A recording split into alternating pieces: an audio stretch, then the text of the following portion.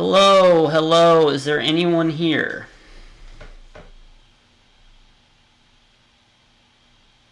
Anyone here? Can you guys hear me good?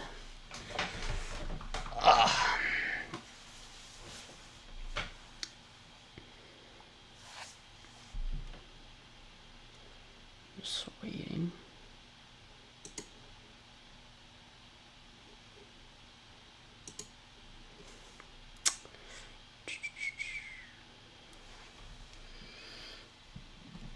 Wait a minute. I want to get in here.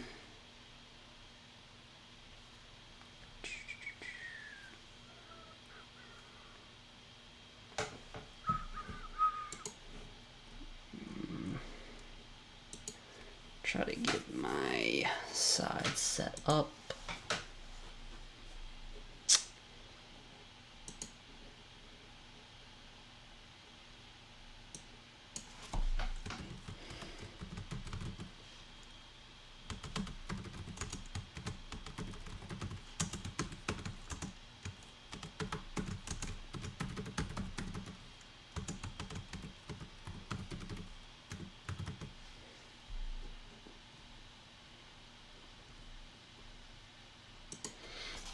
Let's go ahead and hook this up.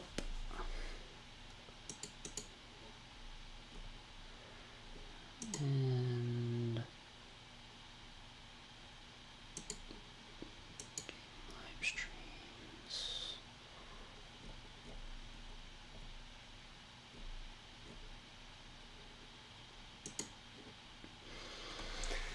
All right. Let me get it on my phone. I think we're good now.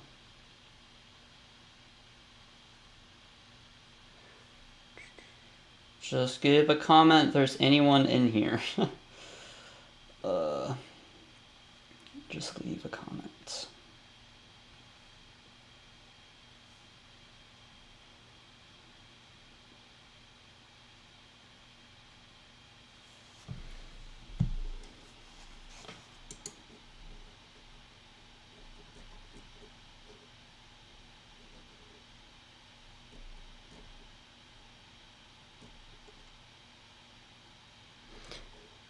Maybe it's on.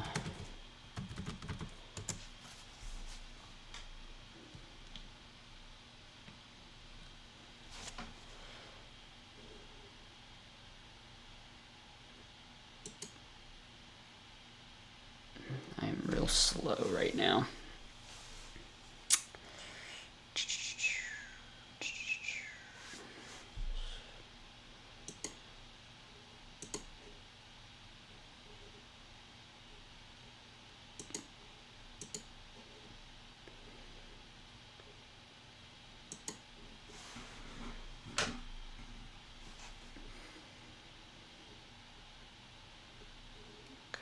Not going to be up here.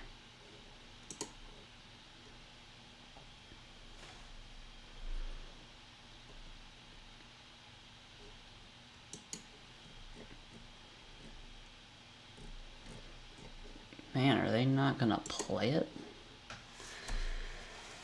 Oh.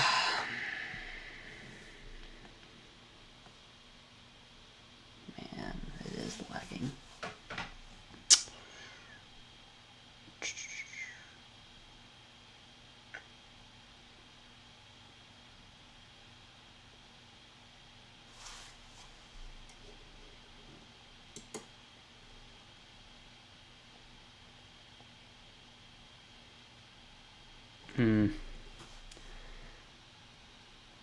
How do I improve?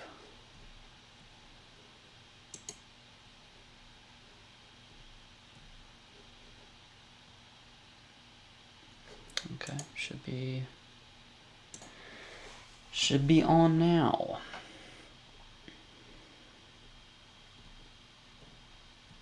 But it's not. Why?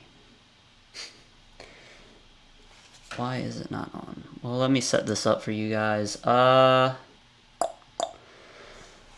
So, game's about to start. We're going to watch the Charlotte Hornets take on the Oklahoma City Thunder.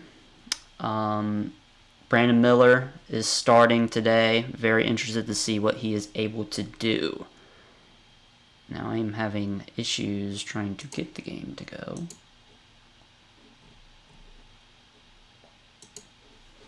Which I don't understand. I hate Bally Sports.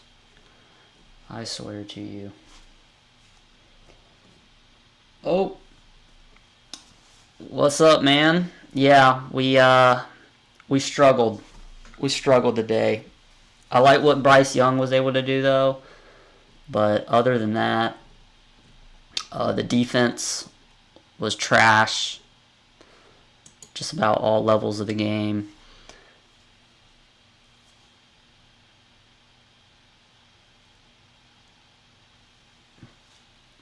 Is my sound good? Is sound alright at least? I know the,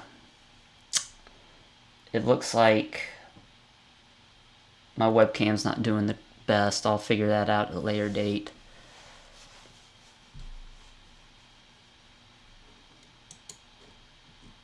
Man, does anyone know where this game is being, where you can watch this game? Because Bally's not working right now.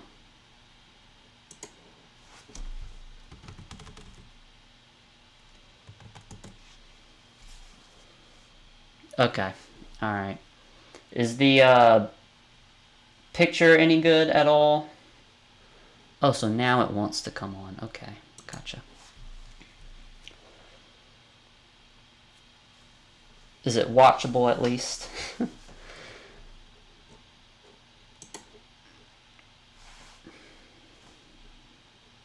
Dude, why are they not letting you watch?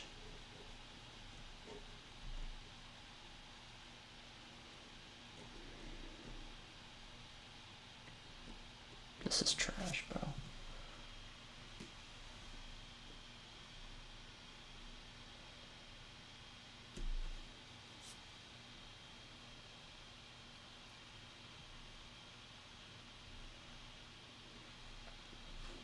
Is it still not? Conditions. There's so many different factors that play into what a fish is eating. I hate Bally Sports. What you should I throw swear to you. as a lure. I It have is so more trash. confidence in these conditions. Okay, good. Jackhand. Okay, good. Jameson, y'all know he's. Let me know, is anyone watching it on your competitive end? about it. I Are love you the guys jerk finding bait it at all? And where we're fishing at right now, it's normally like 8-foot visibility, and so that jerk bait just does so much better Game's supposed because to it start. has that.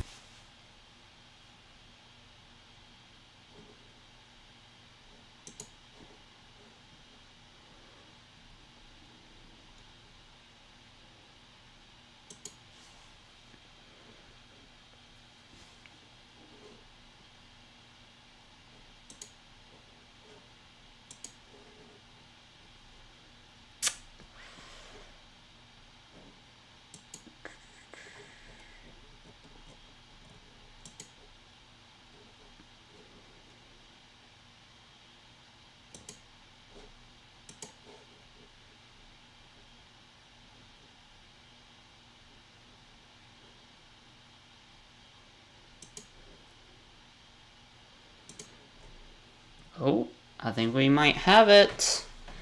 We might be getting ready to start the game now.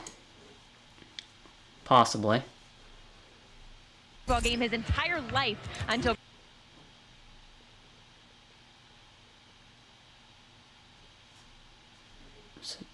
Go. Come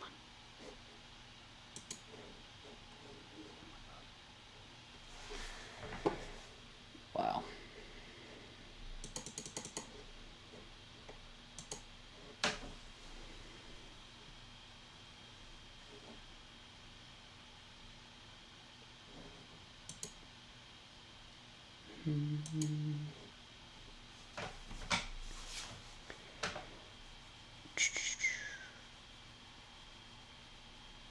Okay, finally. Jeez. Louise. I might end up just watching this on my phone.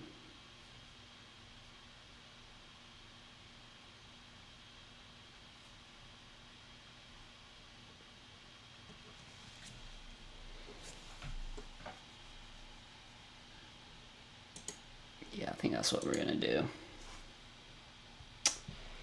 Alright. Well, that sucks. Well, let's go ahead and get into a little pregame real quick. Mark Williams got his jersey on. Don't know if you guys can see that. CLT, baby. But I don't think they are playing. Let's look at the inactives. They are resting Jalen Williams, Chet Holmgren, Josh Giddey, and I believe Shea. They don't have Shea on this list, but Dort also is out. And it's a totally disrespectful to not have our injuries on here, but hey, it is what it is, man. Let me get some any comments in the chat, any ideas, any things you want me to talk about, anything at all.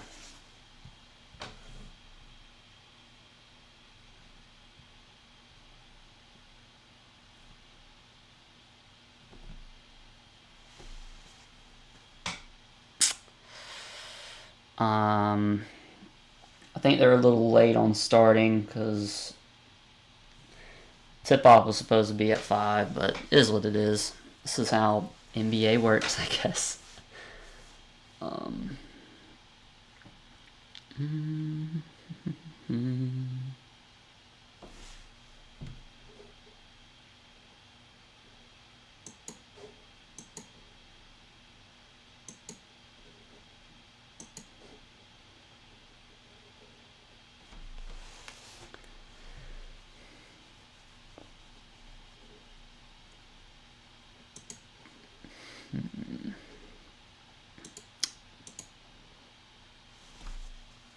Okay, I think real quick we'll touch on something. Brandon Miller. There'll probably be a video out around when the preseason ends, but he's looked very impressive so far this preseason. I had a play I showed about his performance. He had one of the best defensive and offensive possessions against the Wizards I've seen from anyone during the preseason. So basically he's starting, I believe Steve Clifford said that he was going to play him a lot more today. But I mean, we will see what he's able to do. I want to see him get about 14 points. I think that would be nice to see. Are they going to play?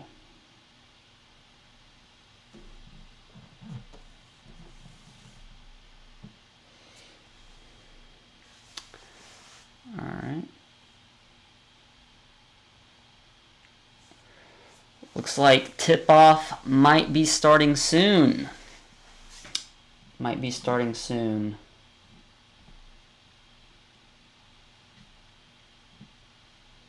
So there is that. Okay. Is my everything looks good? Is everything good right now? Because on my end it's saying that I'm frozen. So let me know, is everything good, please, and thank you.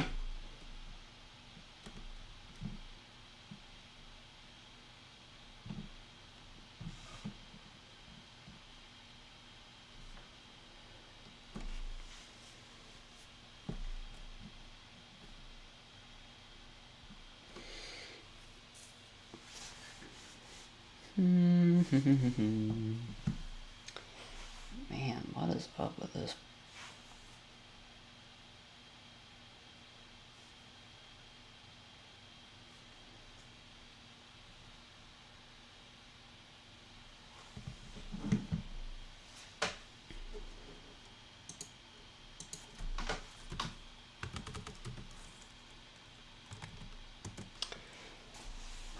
This is gonna be hard because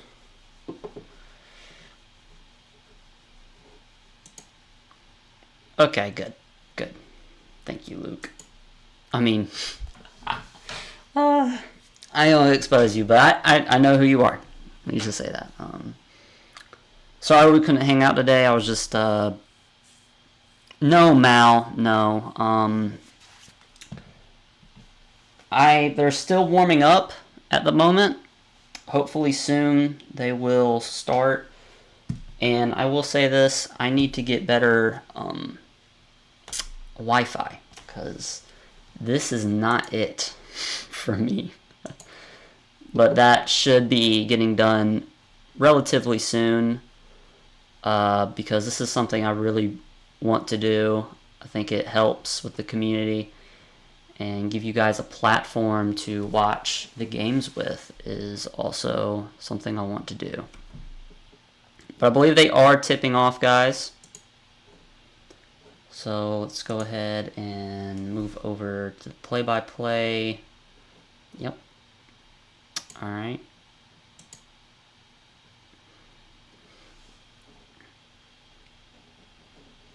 Where's my scroll?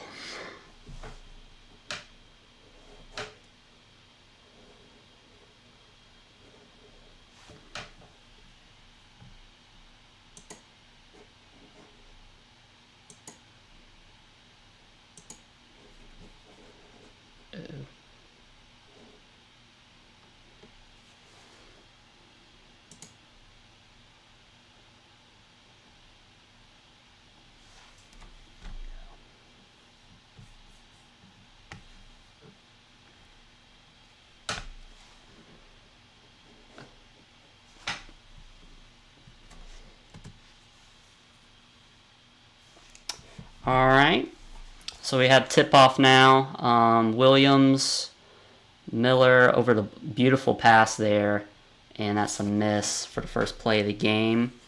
Might be a little behind you guys, just bear with me, but we are tipping off right now. Ooh, I believe Miller got beat on that cut right there. Here we are. Okay, good two-man action there. Bad communication with Miller and Rozier on that pass.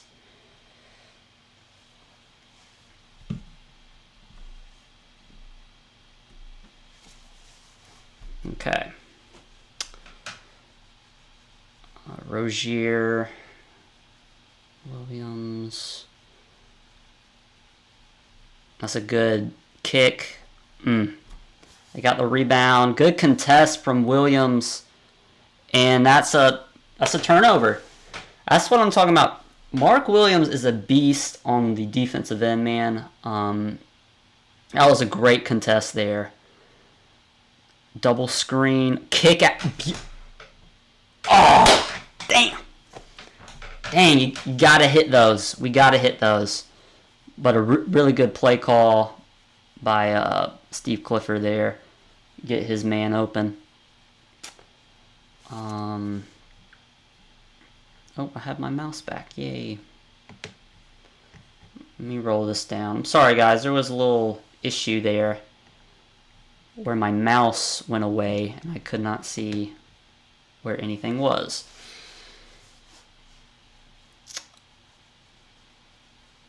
Foul on 21. PJ Washington's going to the free throw line. Yeah, that was a great contest from Williams.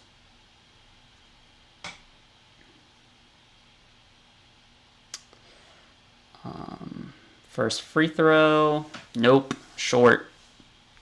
Let's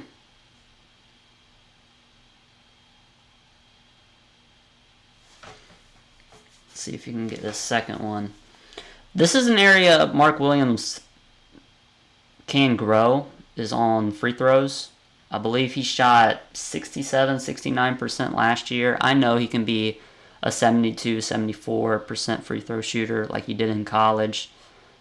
Just get a little more consistent at the free throw line. All right, oh, great defense, Rozier. Wow, that was really good. He recovered off of that pick and roll. He got beat on there, but he was able to fill the lane and get his hand on that pass. Well, you can't jump there, Will. Solid contest. Oh, why are we getting out in transition, Williams? Gotta box out, man. Ooh. Beautiful tip by Miller. Good job, man.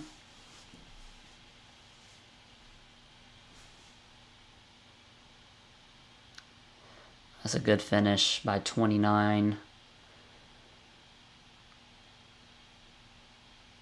Ball past the Rozier.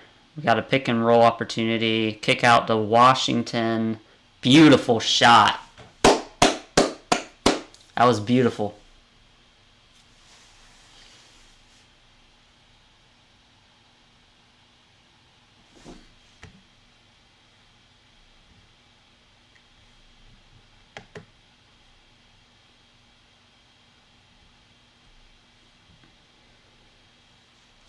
Okay. I was a little behind, about a minute, so we're back caught up at 8:24.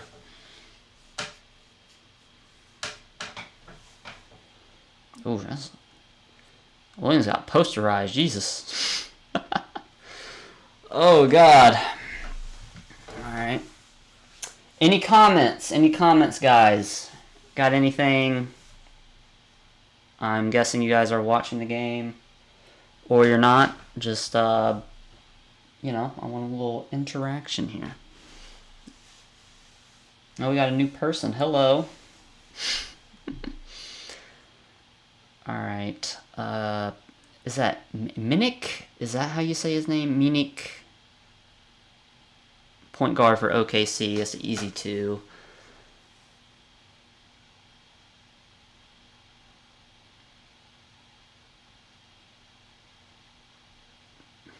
Alright. Rozier. Top of the key. Over to Washington. Beautiful. Beautiful. That's something I want to see more of.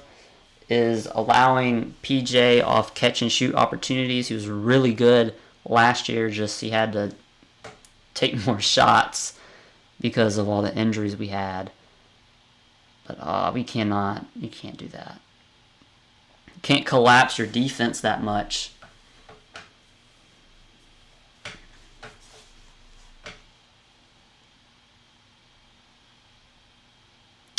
Rozier. Tough bucket in the lane.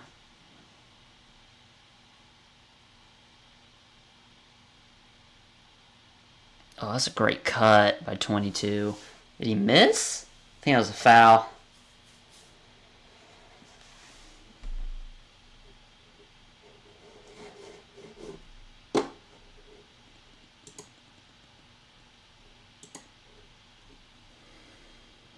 Oh, we called timeout. Okay. That's what happened. Alright. Okay.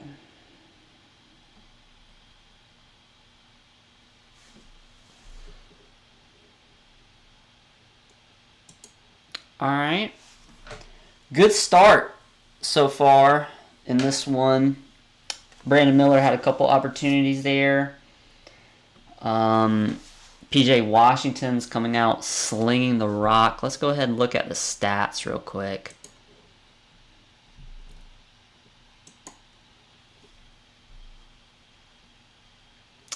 So, yeah, Washington 8 points in 5 minutes. He's 3 for 5, 2 for 3 from 3. Brandon Miller 1 for 2. He had that tip in. Mark Williams has 1 point, 1 rebound. Terry Rozier 4 points, and then LaMelo Ball has 1 assist so far tonight. It's early, but again, we're taking on a starting lineup of Dang, who I believe isn't going to be getting a ton of minutes. Minkic, I believe he's a good. He played Euroball, I believe. He's kind of like a. What was his name? Pablo Pedroni? I butchered that. But he played for the Knicks, and he came over late in his career. He played a couple years with Melo. And then you got Wallace. He's a rookie. he'll be playing, and Jay will be a bench player. So they're resting all their starters in this ball game.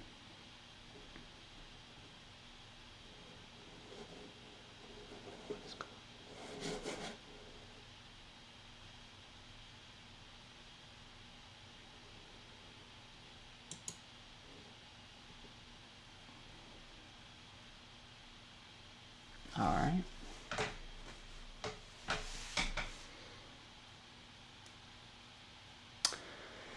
They're about to start. Man, Al Jefferson. That's a jersey I want to get, but not the Charlotte Hornet one. I want to get the, I believe it was 2014 where he came over and he made the third All NBA. That's the jersey I want, not the old rusty Al Jefferson in his last year in Charlotte.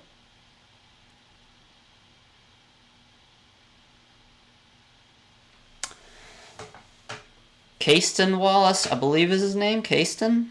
Is it Caston Wallace? First round draft pick this year. It feels like a Cameron Payne selection, kind of. Get some depth at that guard spot.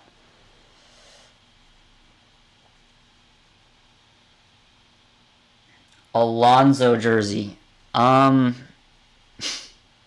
he ever gets on the court, maybe. Hopefully we can see Lonzo back playing again. He was playing really good for Chicago before that injury. I believe they were first in the East before that catastrophic knee injury that he had.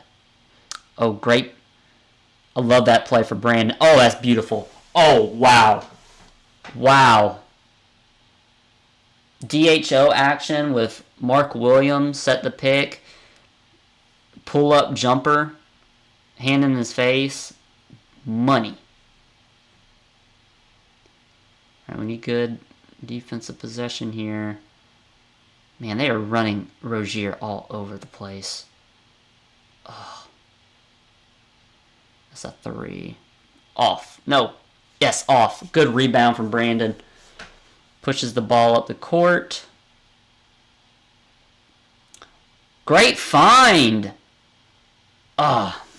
And that is a foul.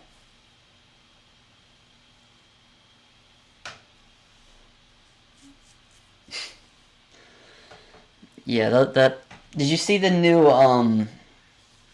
what is it? The their new shoes.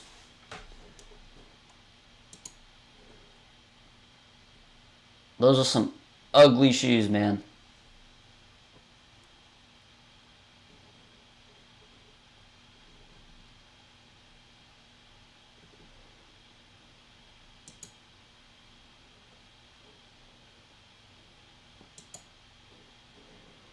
Mm-hmm.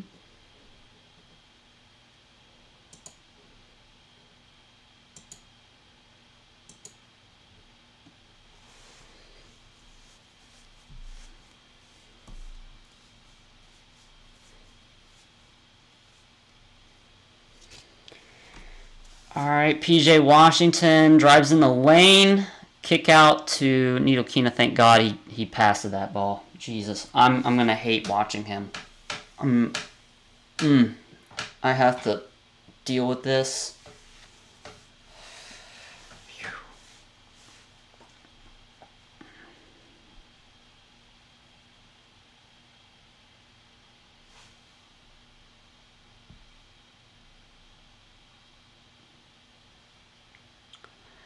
All right, Rozier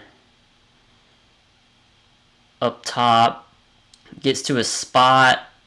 Money. That's a good pull-up jumper from Rozier.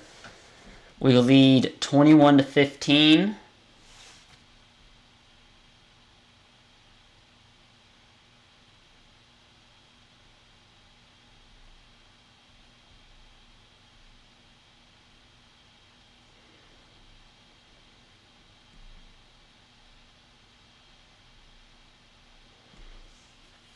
Oh, that's a man rebound from Mark.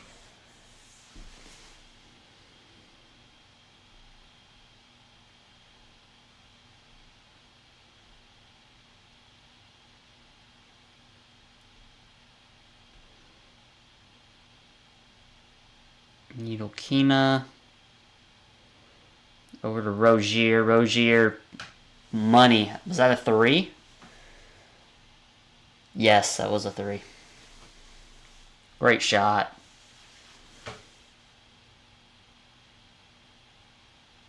Free throw line jumper from Wallace.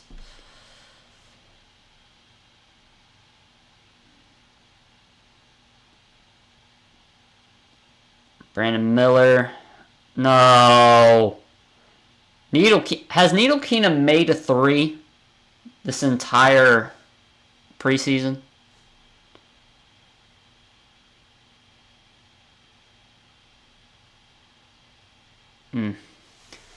Jalen Williams with the Y just hit a 3.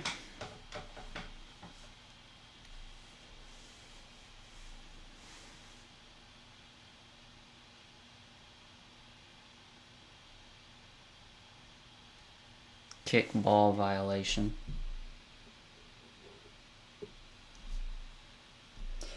He was trash on the Mavs, just good defensively was all. Yeah, they wanted to bring him in, try to be the Dennis Smith Jr. of this team. He is nowhere near defensively. Even last year, you look at his rankings, advanced stats-wise. I mean, he was 80th percentile in most of defense, which is good, but Dennis Smith Jr. was in the 90th, 92nd, 95th percentile.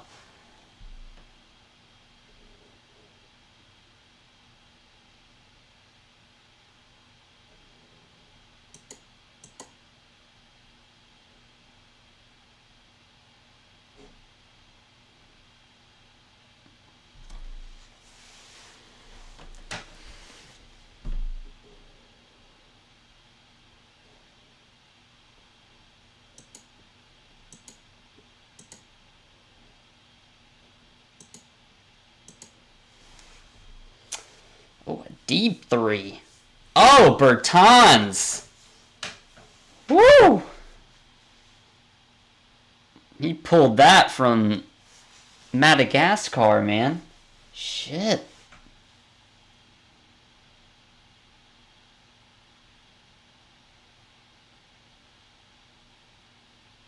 PJ off.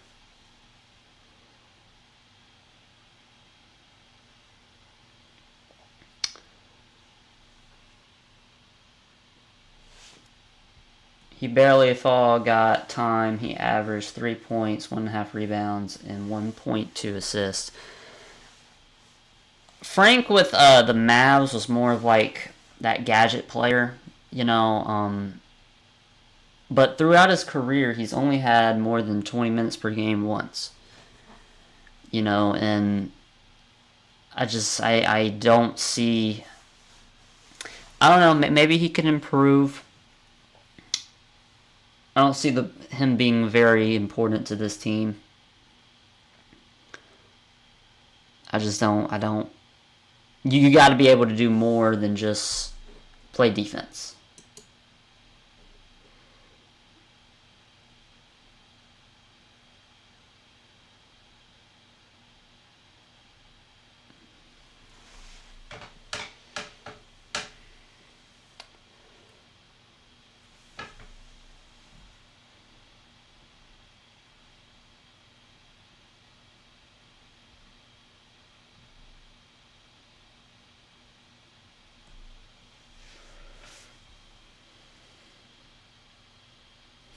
Yeah, I think that's the plan.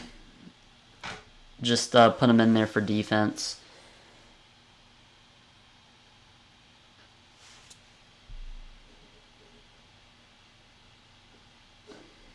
Great, the game crashed.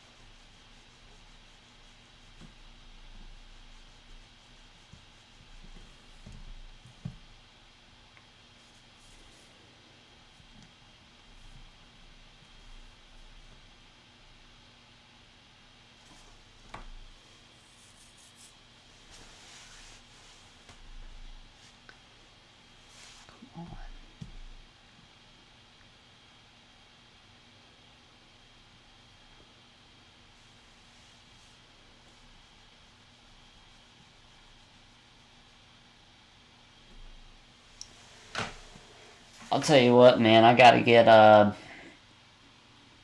some better connection out here, cause yeah,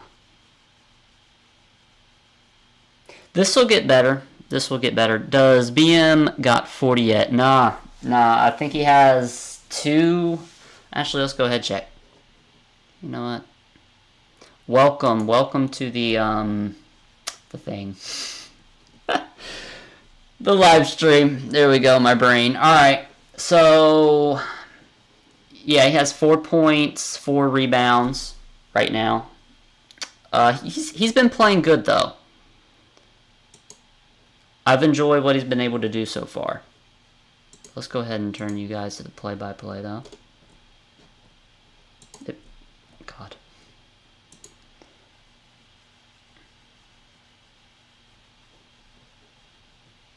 Okay, there you go.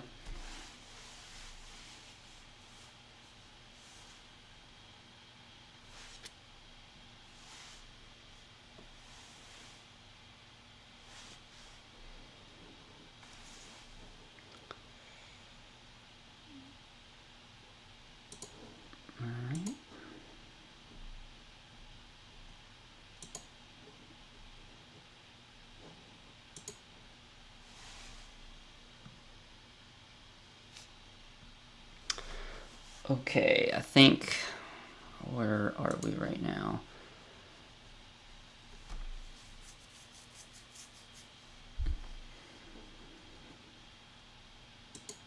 Sorry guys, I'm having a little issues here with the game. Mine's on a little delay. I got about 36 seconds. Defensive rebound. Do they call? Oh. Is that JT? JT with a block. They might have called a foul there, but got beat there.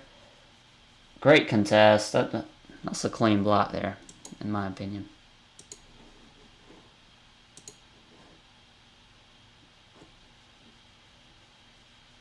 Easy pull up. Nick Richards, dude.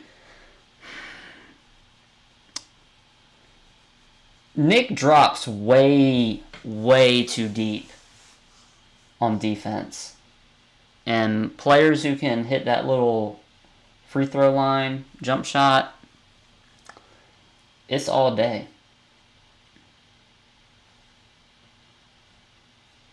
I think he's going to the free throw line now.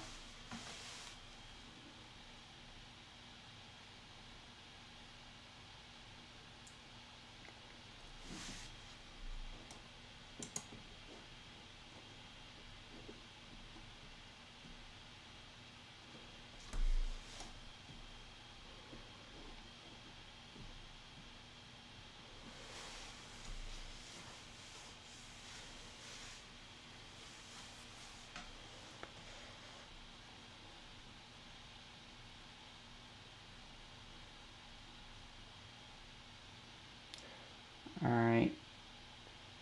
Shooting his first free throw. No good. Alright, this is the last possession of the first quarter. I think that was a man. Great block from Needlekina. And that's the end of the first quarter. Let's go ahead and look at what's happened so far. Box scores. I wish I expected more thus far, but it is the first quarter, so we'll see what they're able to do in the second. But I mean, Brandon Miller is playing solid. 4 points, 4 rebounds. PJ Washington has come out and played very good. 11 points in that first quarter. Terry Rozier with 9 and 3. And yeah, we'll see what they do with the lineups and everything, because he did say Steve Clifford is who I'm talking about. Oh, hold on. We got some comments. Frank is trash. I 100% agree.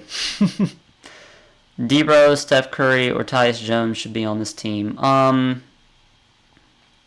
we'll play a little game with you, bud.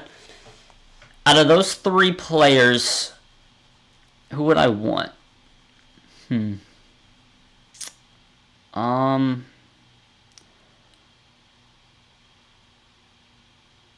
don't think we need a Seth Curry. We don't need any more off guards.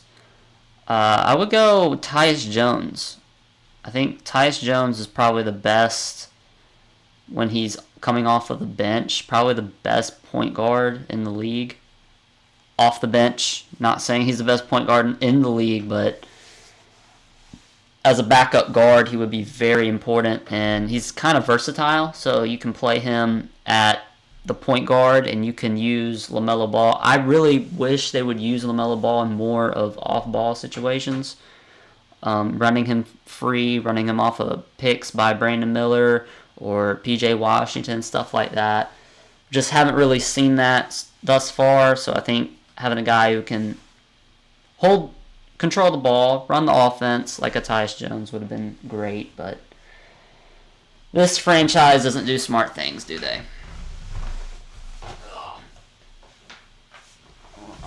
Seth is a sniper. Yeah, but you know, when I look at Seth Curry, he's a very, very good shooter. Brother of Steph Curry, obviously. But when you look at our off guards right now, you're looking at Nick Smith Jr., a guy I want to get more minutes. You still have James Bouknight, as much as that matters. You still have Terry Rozier. So really the only reason was, I would say yes if you didn't have Nick Smith Jr., but you don't. Well, you do, and you want to give him more playing time. Book is done. Most likely, this knee injury, they will decline his team option probably. And this will be his last year. He might get a little bit of playing time, but that won't really matter that much. His destiny is free agency. But I do think a team will take a flyer on him. He's shown a lot more than what Kai Jones did, at least. But second quarter has started, y'all, so go ahead and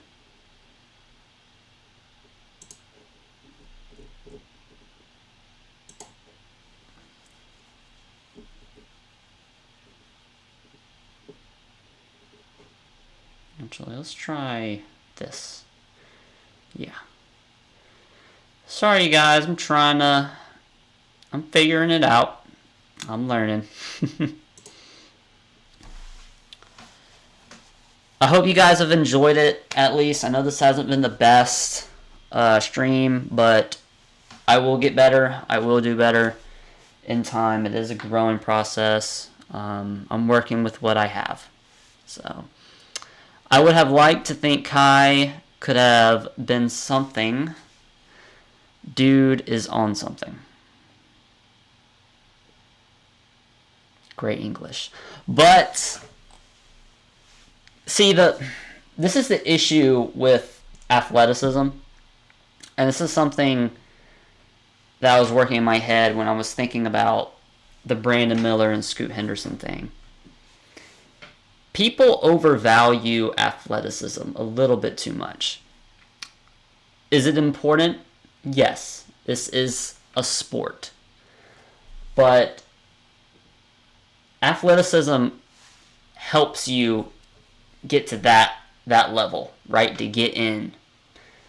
But you can't rely on that. And Kai Jones relied on his athleticism. And quite frankly, you watch his tape out of Texas. You watch him in the G League. You watch him in the NBA, especially the NBA. You will notice this guy has no basketball skills. Like, there's nothing that he does good that I'm like, okay, that's why he's on an NBA roster. The only reason he's on the team is because the dude can jump out of the gym and is 7 foot tall. That's about it. You know, he doesn't box out. He can't shoot the three. He can't play the center position. He acts like he's a damn point guard and turns the ball over all the time. So from the perspective that he just cannot, he's not willing to play his role, which to become a player in the NBA you have to be willing to do, and Kai Jones just is not. And it's going to be really tough for him to find a spot in the NBA because of his antics. You know, no team is going to take on that. You know, teams will deal with a lot. You know, they will take on a lot of BS from players. We've seen it with Miles Bridges, this whole thing. But the only reason why they're even dealing with it is because he is a relative good basketball player. You know, he is a solid NBA player. He averaged 20 points per game, but that's why Kai is not in the league anymore. And he might get picked up on a two-way deal, something like that. That's an option. But nothing more than that. He really sold the bag. Like, he was making $3 million this year, and the next year he was making $4 million. But, hey. Another bust. We see it all the time. These late first-round picks, they just, some of them do not last.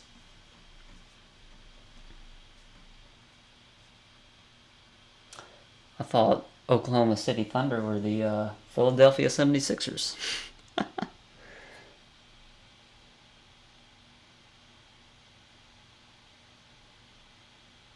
Nice find. Someone good seal. Who was that? Nidokina. Ball gives it to Richards. Good finish from LaMelo. That give and go was beautiful. Okay, good double there. I like that. I like that.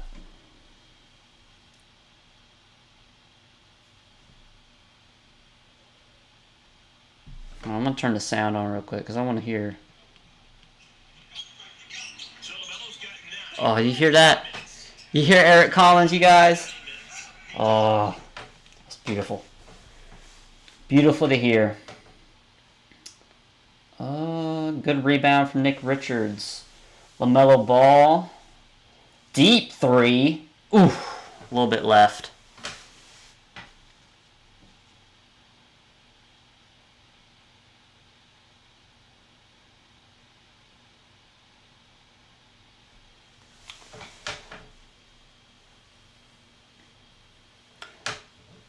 What are you guys' thoughts on Brandon Miller?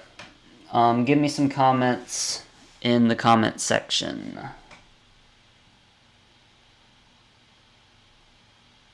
Good rebound from LaMelo.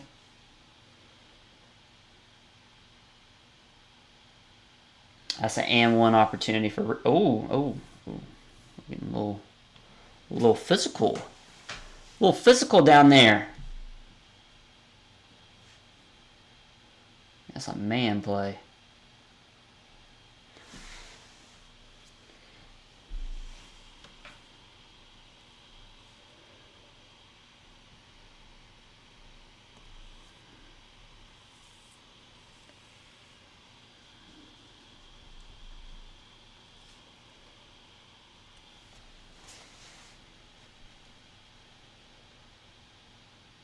Gets inside.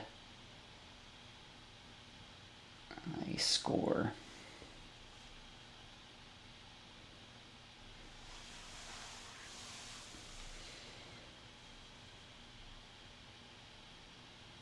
Brandon Miller. I believe that's McGowan's. Almost turned the ball over there. Oh, but beautiful corner. Ah.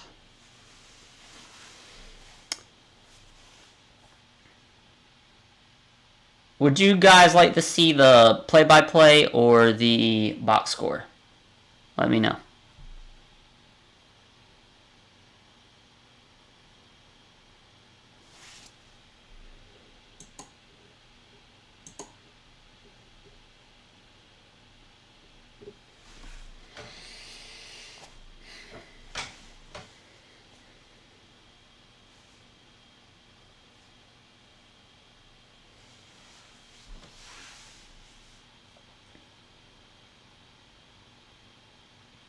Nope.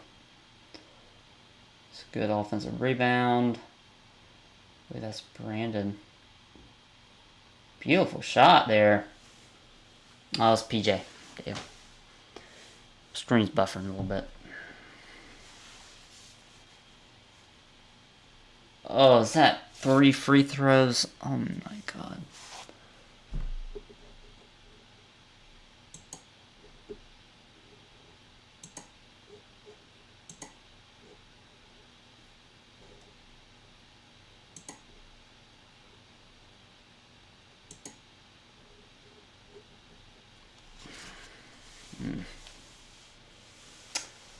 Alright, they're at the free throw line. Right now it's 40-32. We are leading.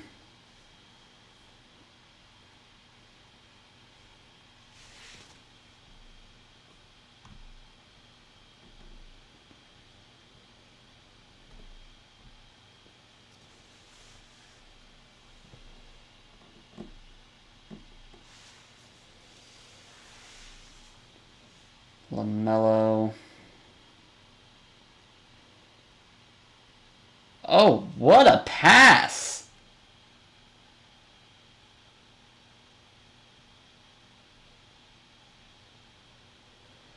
That was an insane possession there.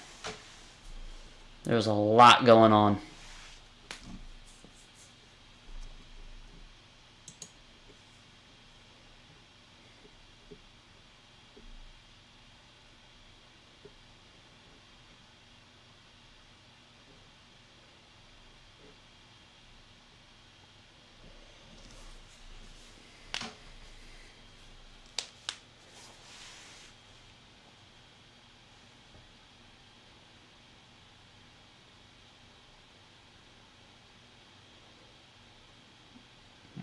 LaMelo. Picking a good pop from PJ, but I was short.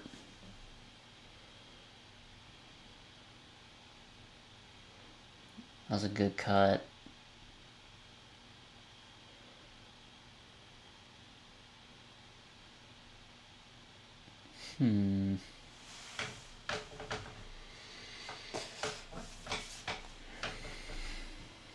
Another bucket from PJ Washington.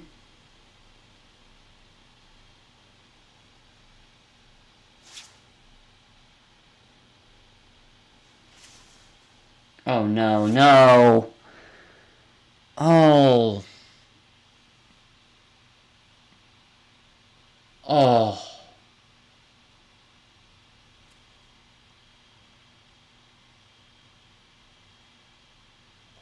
Bryce McGowan's.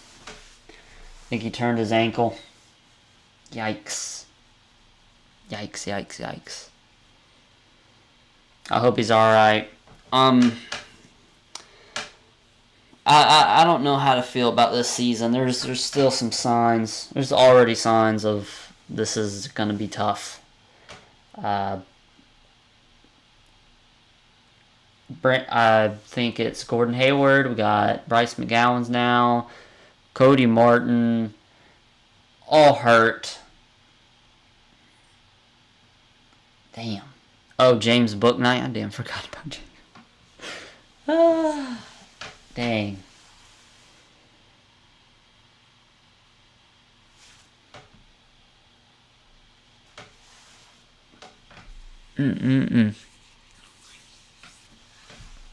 Alright, now we got a break. We'll check the box score. Alright, PJ Washington, 15 points, 6 for 10 from the field. He has absolutely 0 rebounds and 0 assists. Good old PJ. Brandon Miller, not taking a lot of shots. 4 points, 4 rebounds. Mark Williams. This will be interesting to see these rotations. It is preseason, so we'll see what happens once the regular season starts. Frank Ntilikina, 2 assists, 1 rebound.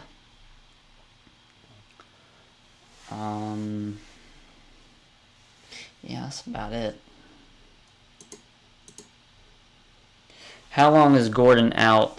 Not long. Not long at all. He most likely... Wow. I slipped up there.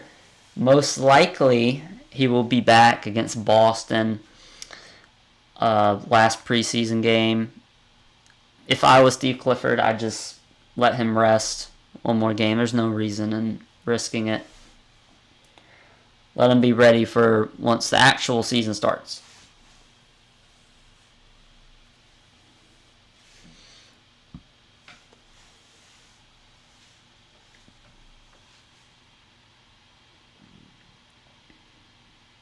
Man.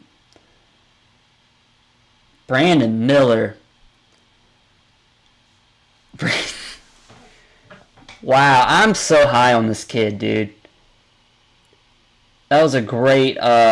he's doing things that we didn't expect, like trying to get to the rim. Stuff like that.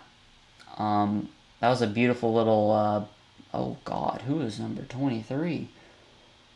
Trey Mann. Shit.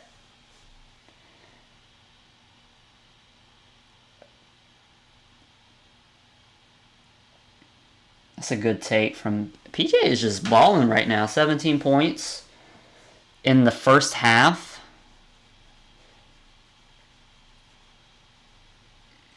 Oh, it's an open three. Come on, we got to close out better than that.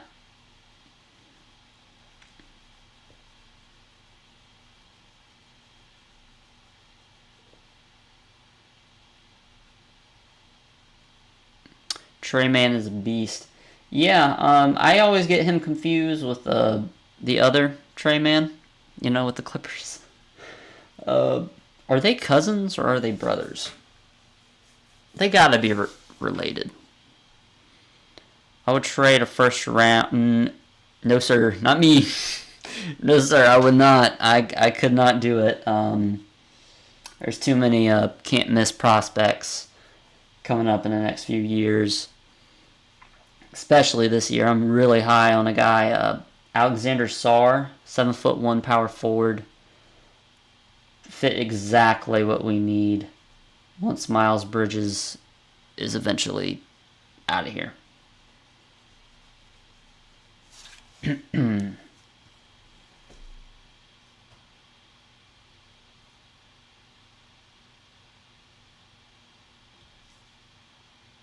Alright. Did Nick Richards miss one of his free throws? Let's check. He made both. Okay. Alright, Frank Ntilikina over to PJ Washington. Money!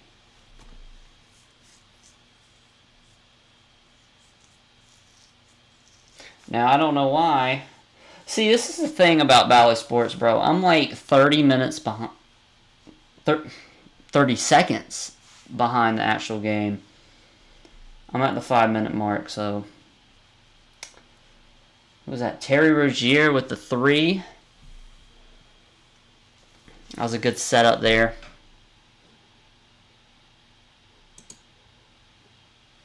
Late first.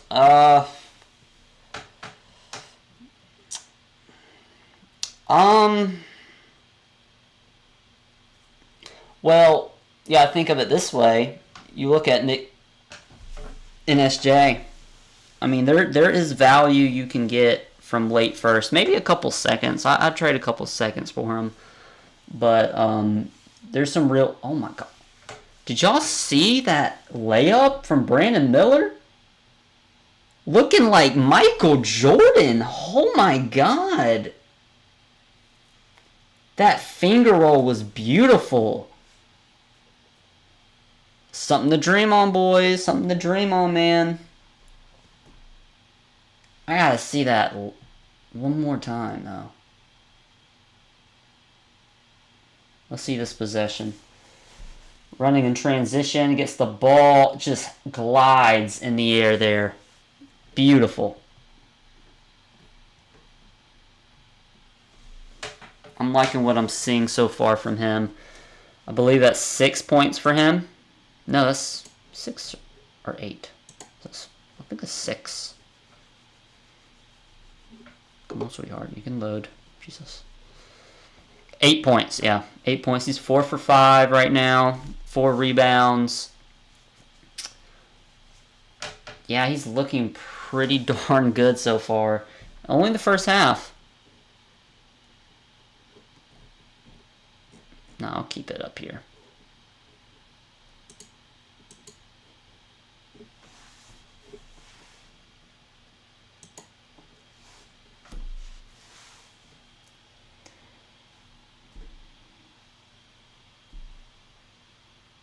Oh, that's a great pass, though.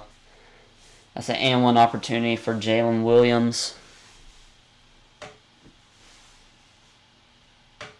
The foul was on Brandon Miller there.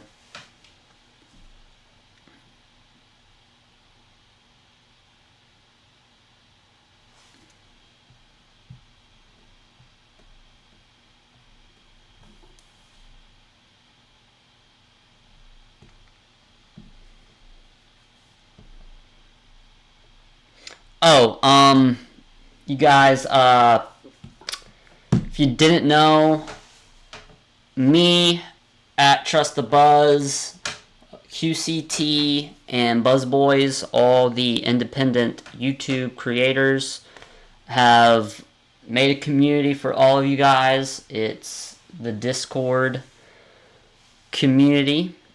I posted it in the community tab. So go ahead, click that link, and go join. We already got, I have no idea how to check how many members, but it's looking like about 40 to 50 members so far. So go ahead and join that.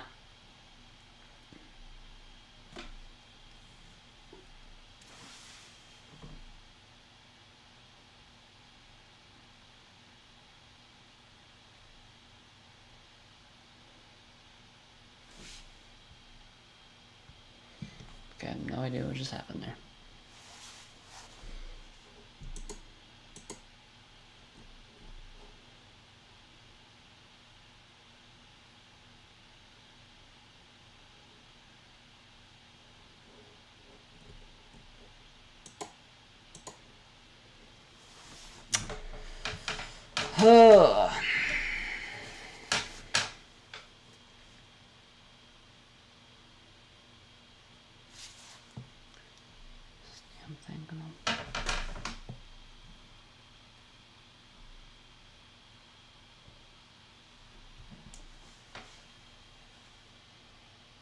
Okay. Zzz.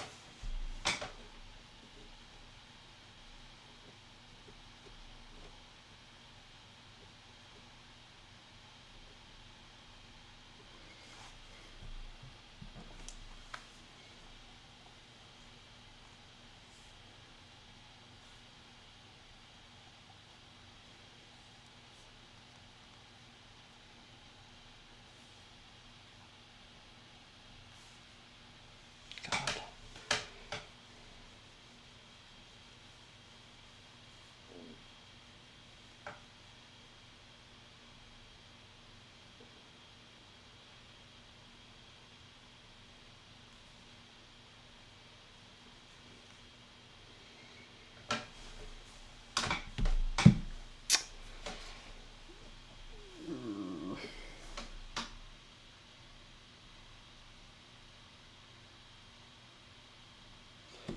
Okay, game's back on.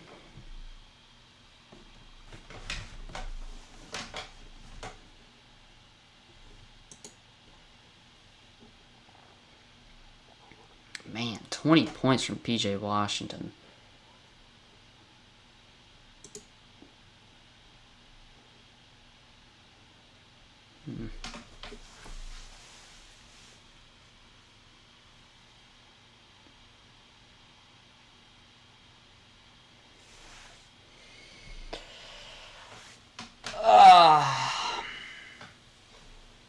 Man, I'm tired. Sheesh.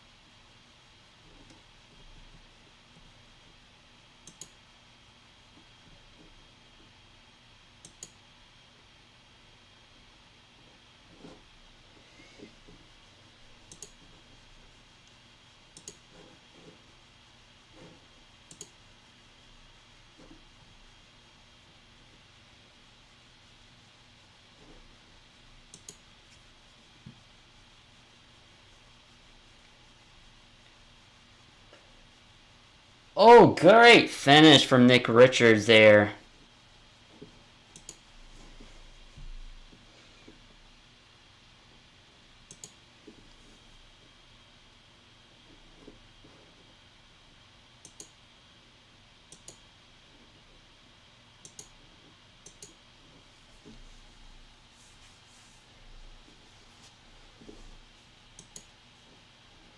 Alright, we got someone back in.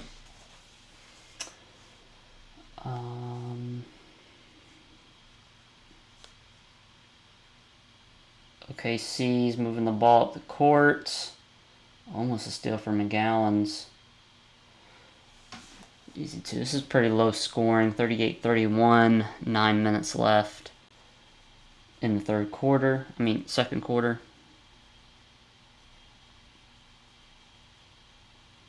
Bryce McGowan's. Oh. Good corner three. Nope. Bryce McGowan's got to start hitting those, though. Second year, we got to see some improvement from you.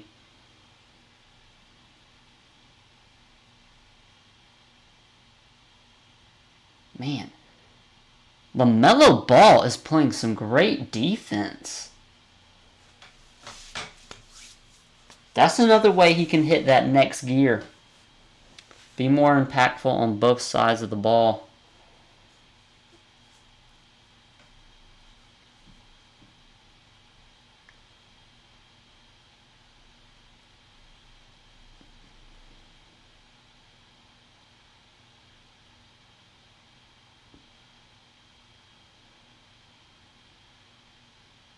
PJ got it. I mean, he's done that move like 2 times today.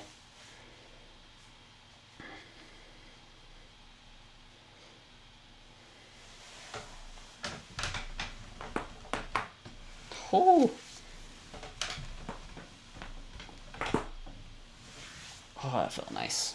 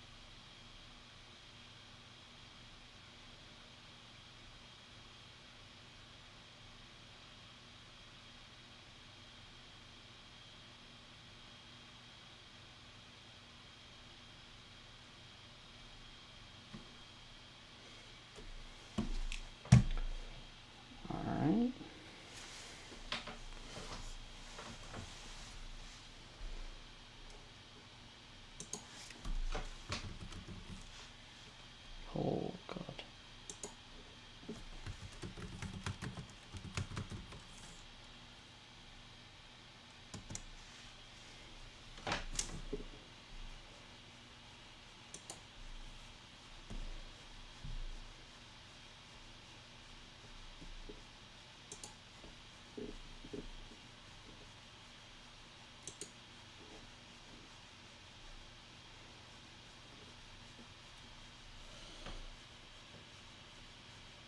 Great find.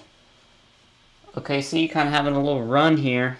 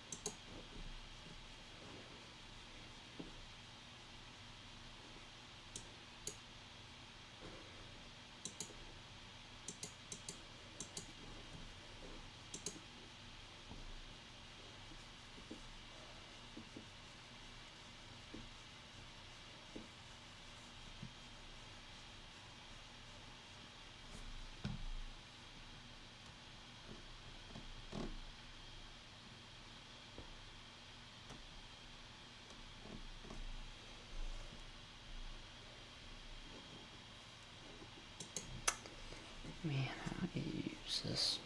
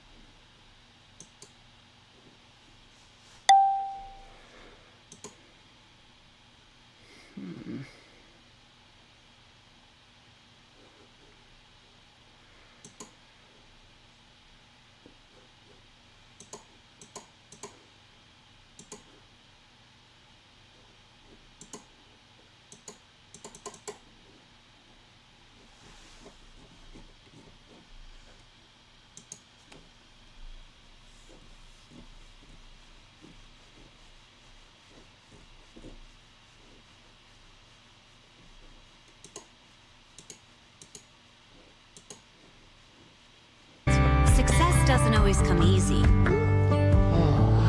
MidFirst Bank understands it takes focus to get to where you want to go. So we do all we can to help you accomplish your dreams. How you doing? MidFirst Bank, true to your money. When severe storms strike, my job is just beginning.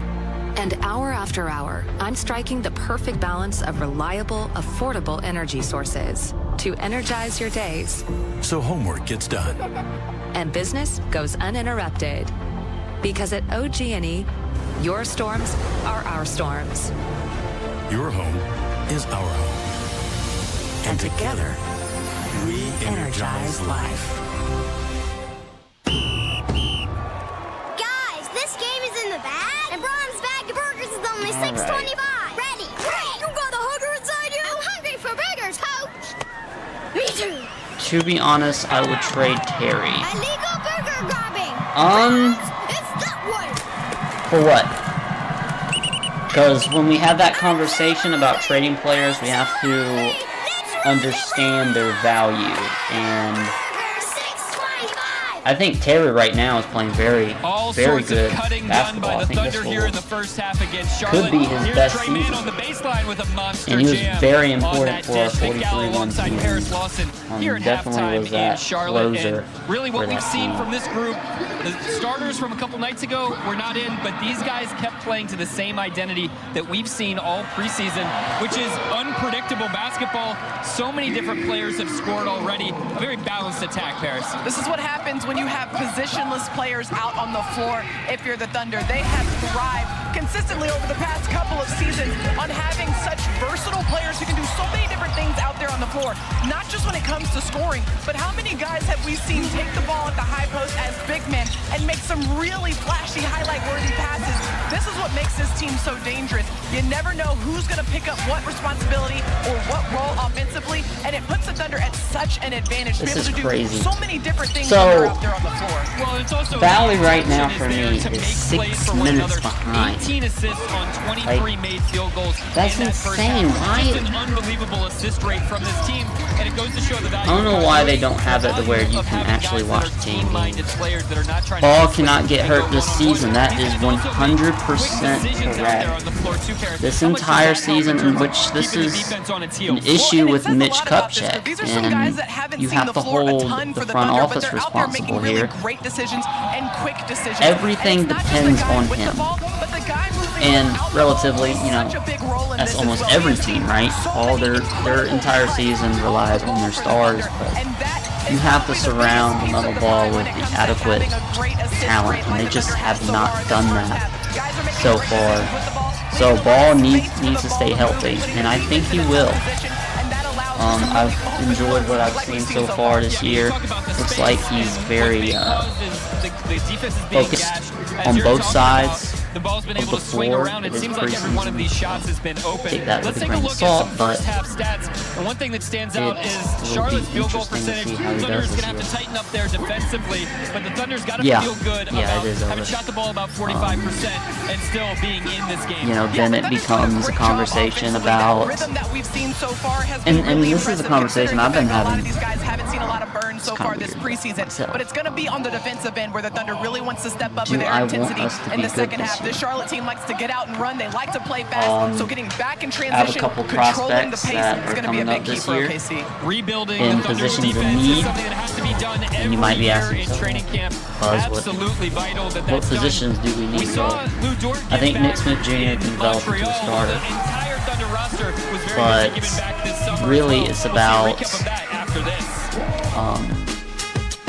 The power forward position, because when Miles Bridges leaves, which is what's going to happen, should happen, Alexander Sarr is a guy that When I you would be commit to your super craft, excited to have on my you can on my accomplish team. big things. All Midfirst levels. Bank supports you He can along the block way, shots. I mean, he's 7'1" power forward. so you can focus on You your know, next pair that step with a 7'2" and center, remain true and that to is the pretty future lethal. you want to build for yourself. Midfirst Bank, true to your money. Down! Set burger 1! Burger 2! I'm out! I'm out! I'm out of burgers! Hey, would you rather eat an entire bag of burgers or catch a 100-yard touchdown? Come on, throw me that bag of burgers. That's what I thought. Why didn't the burger cross the road? So many Because questions. he couldn't catch up. Go! What is Valley Sports like? What are they doing? Okay, it went from 4 minutes in the second quarter to now 10 minutes in the second quarter.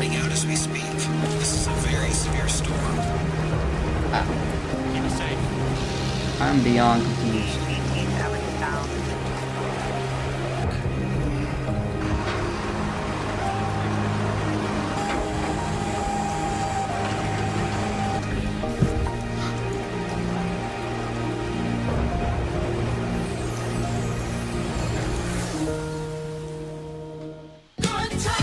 This fall, Riverwind is the best place to play.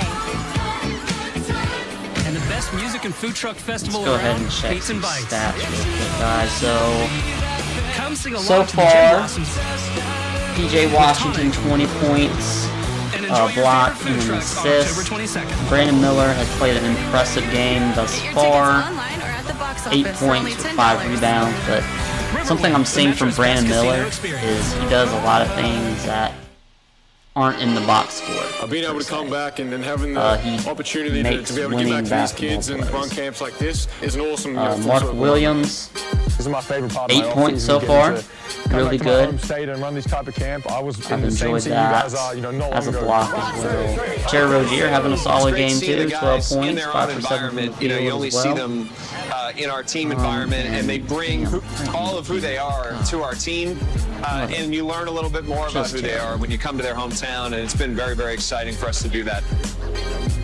It means a lot. You know, it's home here for me. I come here every summer, spend a lot of time here with my family, and I always love to get back and do my annual camp every year.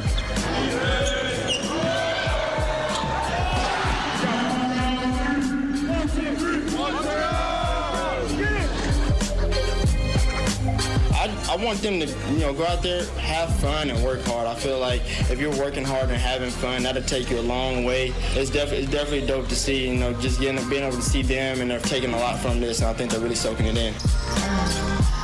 Man, what's up, man? They are out on the break. What's up, bro? You good? Not much we can do right now.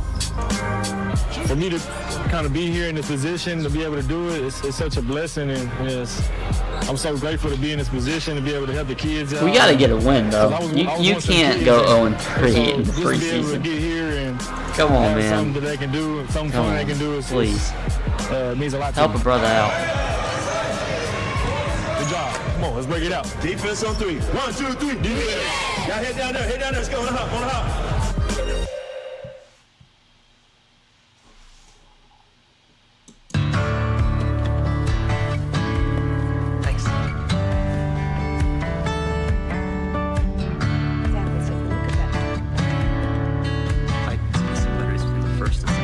Success doesn't always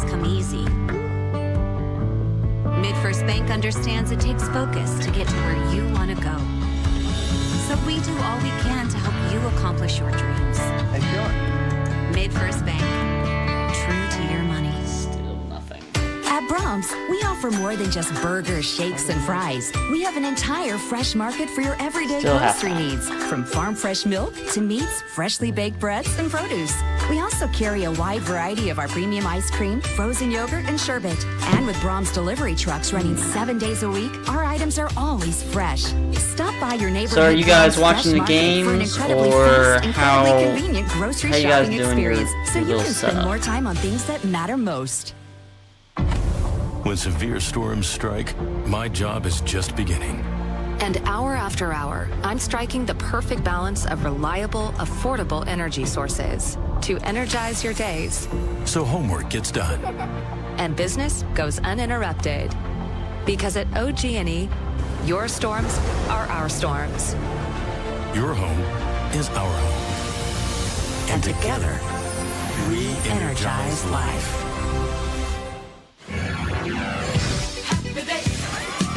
If you're looking for the best casino experience, then Riverwind is your place to play. Before I started, the Browns were beating. Play with your wild card all October for a chance to win a share of $80,000. Riverwind, the best place to have a good 49ers. time. Here we go. Browns Welcome beat back the to 49ers, Spectrum Center here so at halftime as the Thunder's taking on that's the going to be a Charlotte Hornets talking in a point third tomorrow. preseason game. Vikings this beat year. the Bears. Hometown kid Aaron Wiggins leading the way in scoring for the Thunder. He's got 13 points Bengals beat on 5 of 9 shooting, including a pair of three-pointers. And Wiggins, an extremely efficient player, guy that can score off the ball. Last year, So as we got his points speak, inside the arc the and Raiders are outside up on of the it. Patriots Was a 16-10. 39% shooter Lions are on up on the catching Bucks 3 shots last year. 10-6. We're seeing it again here. Rams He are was up a on the roll man Cardinals on that play. 13-9. The ability to cut, the ability Eagles to are up just on the make those Jets scrappy plays down low, as you see here. Ways in which Wiggins has been able to impact the game on offense, in addition to watching his the game on defensive Game prowess. Pass 'cause I don't You see live there here. above the break, that was his I specialty. wish Almost that could 50% be on me. threes above the break Jeez, last season. I hate this. Let's take a look at some other terrible. first half scoring leaders. You see also for the Thunder, Jay horrible. Will, Like, I Jalen have to Williams, watch it on 9 points streams. in addition to the 6 rebounds and 3 assists. And then how about the rookie, Keontae Johnson? 8 points off the bench. He's one of the Thunder's 3 two-way players this year. So look for him, that athletic wing, to get some minutes with the OKC Blue as well. BJ Washington leads scorers for Charlotte with 20. The Thunder and the Hornets get a new battle here in the third quarter as well. Chris Fisher and Michael Cage will get you all set after this break. Nate Bargatze, the Be Funny Tour. I mean, Chuck E. Cheese is rough. I don't know So, if you've been there in a while. They look like it can go either two ways. And they can't. Because I do believe Steve Clifford is honest when he says this is the best team he's coached. But I think October there's going to be some 22nd, issues that he Paycom runs Center. into. Tickets on sale now So, at Ticketmaster.com. Produced 32 by and 50. Outback Presents Nate Bargatze, before Be the Miles Funny Tour. Bridges situation, and really that's where it's at right now. It's contingent on what the NBA decides with Miles Bridges. So if he plays, it would push me up to a 40 and 42 prediction, somewhere around 500. But without him, I'm thinking in the 30s.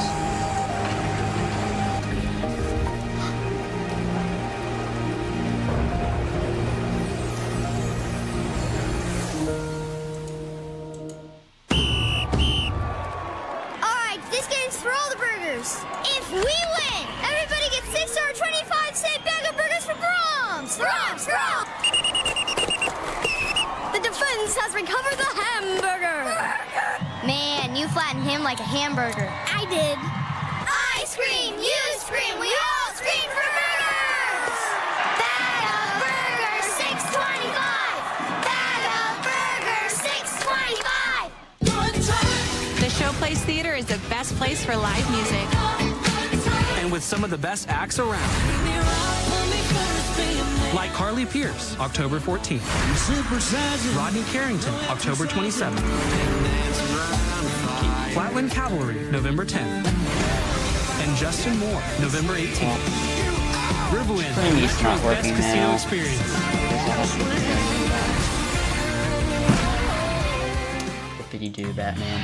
A lot of offense in that first half. 67-61 our score as we enter the third quarter from Charlotte. Let's get an update from Paris. Where I have it is I'm at the 11-minute mark. David Akinyoye at halftime, who told me that he was really encouraged by the rhythm that the Thunder showcased offensively. Okay, Those 18 so I'm assists, keeping but up. more importantly, just 4 turnovers. So he said that that's a really good indication of the work in training camp showing up. Taking care of the ball has been such a big emphasis for OKC so far in camp. And then on the Mark defensive Williams end, the focus in the is on the second free half throw is on line right competing, now. but also knowing details, particularly closing out we need higher to to- guys like PJ Washington, knowing where those shooters are, and then finishing out plays with a board, guys. Thank you, Paris. Certainly areas on the defensive end, Michael, after giving up 67 points. We start the third quarter. 6-point game with Michael Cage. I'm Chris Fisher. Corner, Brandon Miller, good defense. And forces the turnover. Good play. Good play there.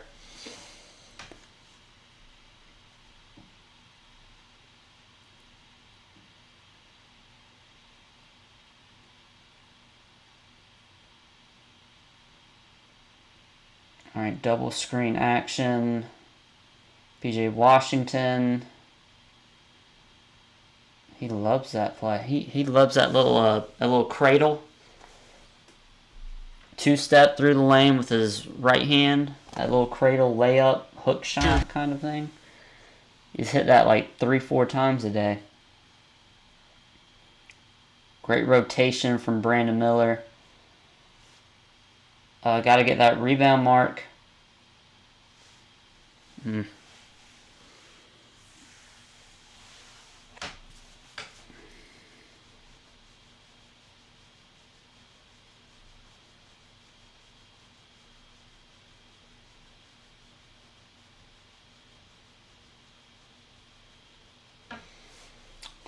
All right, 70-63, 10 minutes left.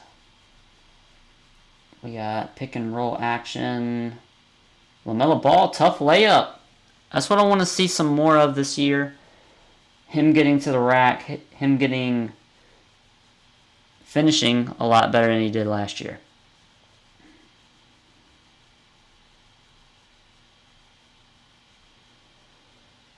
All right. Not too bad so far. PJ Washington playing very good. This is a very good bounce back game. Last 2 games have been pretty rough from him. But I don't know why Brandon Miller's not shooting more. I wish we would get him more involved in offense. Meets it, Jalen Williams and Aaron Wiggins. Because I know he can. I mean, he already has 5 rebounds. He's getting the double digits here in this game.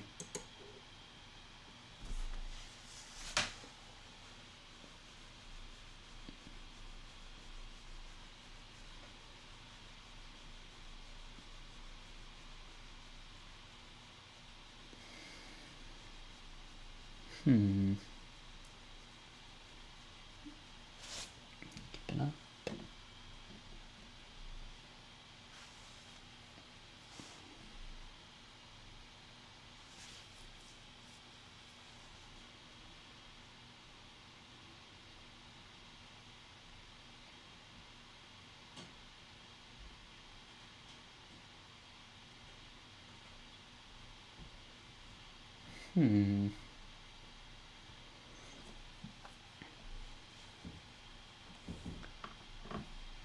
Alright. Still at break, guys. Still at break. I think next time I'm going to get like my earbuds. And so I can listen to Eric Collins and all them. I got to figure out better setup. Because that will allow me to have a little bit more fun and freedom, I guess.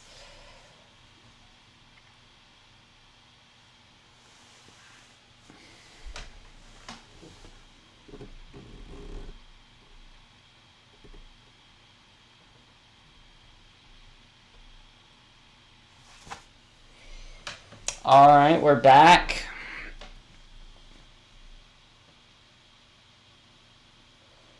I believe OKC has the ball because LaMelo made that layup.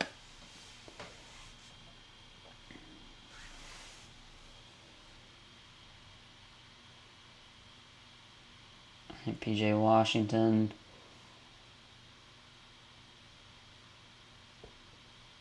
Oh, they try to find good steal from Brandon Miller. Brandon Miller works the ball up, takes a tough layup. Missed that one, though. There you go, Mark. Finish that. And one, baby.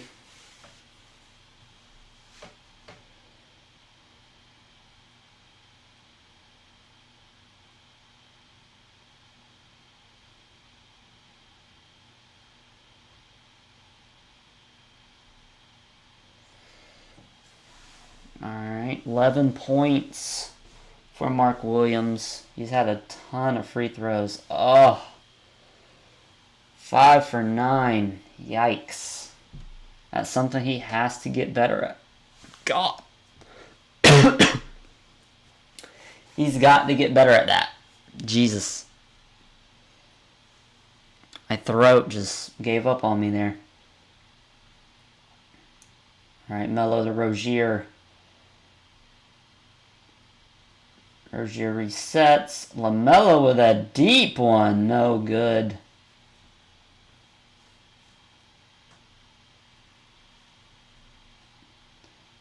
Williams.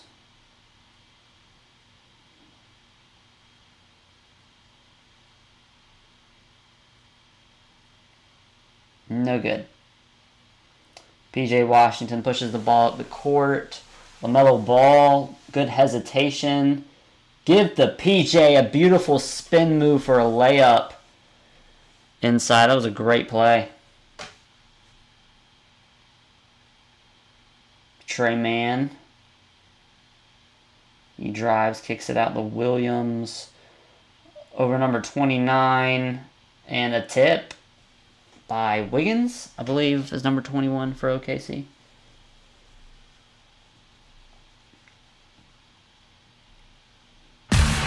Texas a lot more sets with PJ Washington. Oh, step back 3. Oh my God. How much does this man have already? 27. Wow. What a performance thus far from PJ Washington. Another rebound for Brandon Miller. Alright, there was a foul there.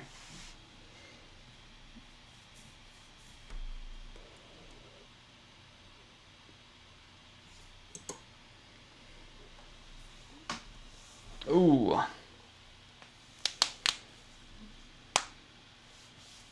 Oh, PJ got absolutely destroyed.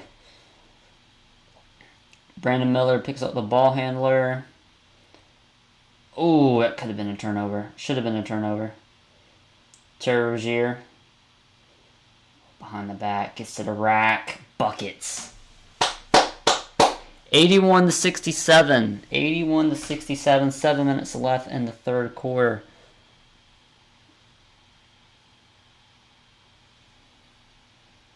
Oh, another steal. Terry Rozier draws the foul. That's what I'm talking about, Terry. Scary Terry, baby. The Thunder, with their reserves, have been playing against the starters for most of the... Good. Ousmane Dieng into year 2, doing a good job trying to front that pass, but gets called for the foul, a reach-around foul, according to Tony Brothers. And that was one thing that Ousmane Dieng really trying to work on over the offseason, Michael. Getting more physical, getting stronger inside so that he can defend guys like Mark Williams. Well, that's just his time. Time and strength. That's a good block that time by the Thunder. And how about coming up with the steal? PJ Washington got a shot block to him. They were not about to give up anything inside. Jalen Williams had it punched out of his hands. Rozier. Little hesitation, and that's just a good offensive move. All right, I believe he hit both of his free He's got throws. still 14 points. Rozier now in year number 9. 5th with Charlotte. Of course, you remember those years when he was with the Boston Celtics. Now he's got the steal, jump the passing lane. He's going to go one-on-one with Wiggins. Foul So on he's not PJ going to surrender the Washington. layup, but does commit the foul. So the Hornets starting 5. Well, they're starting to produce some offense. Yeah, they're staying in the game. And this is what this guy can do. He is a flat-out scorer. We found that out in the playoffs with the Celtics. He was putting up some numbers years ago. He has made a name for himself on moves and just like that. For and of course, from beyond the arc, he's a terrific two-point shooter. Head coach Steve Clifford. Second go round with the Hornets. Very Michael, and we showed the graphic before the game about how many guys missed games last year because Why of are we injuries. They missed a zooming in ton. on me Obviously, the when LaMelo we Ball, a have a big part of that. basketball But you game look at playing? this Charlotte Thank you. team, and they've got guys on the roster with some notoriety. They've got guys on the roster with NBA success. LaMelo Ball, Terry Rozier, Gordon Hayward, P.J. Washington, good players. They just have not been able to translate that to any kind of success whatsoever in the regular season. Well, and you know what? They're doing it right, though. They're taking their time. And when you're rebuilding like they are, you're going to take it under the chin for a minute. But at some point in time, that inexperience is going to become experience. Oh, how about the backdoor cut again as the Thunder just continue to wear that play out. Charlotte was in better position this time to defend it, but White...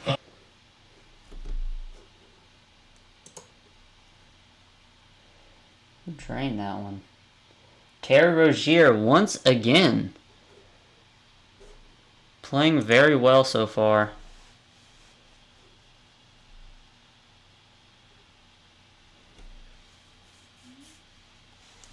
Alright, LaMelo Ball.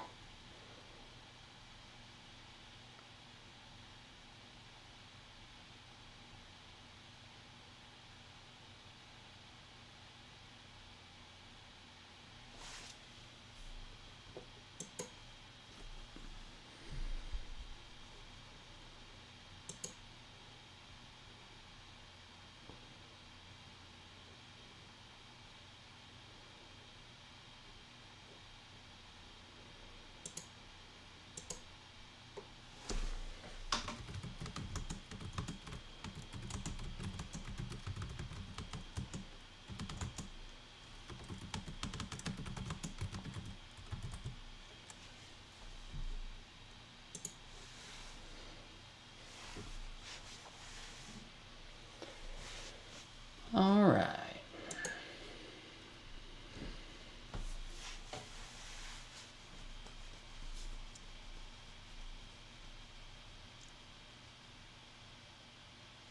That's a good shot by Jalen. Jalen has seen a little bit of improvement this year.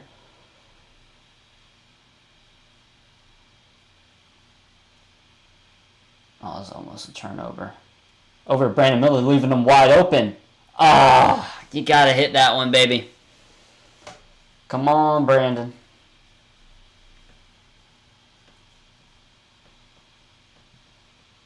.23. Oh, great step back there. Off, though. P.J. Washington. Over Nidokina. Back to Rozier. Rozier's looking for a post. Oh, my God. No foul? I fully disagree with that call. That was a bad call there.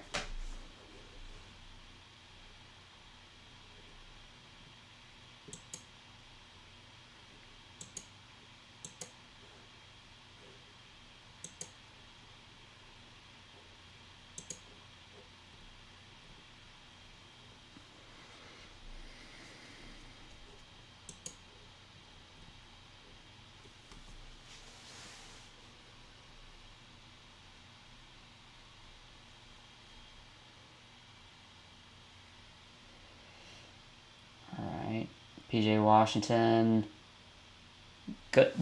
Dude, he is having a great game. He's playing very well today.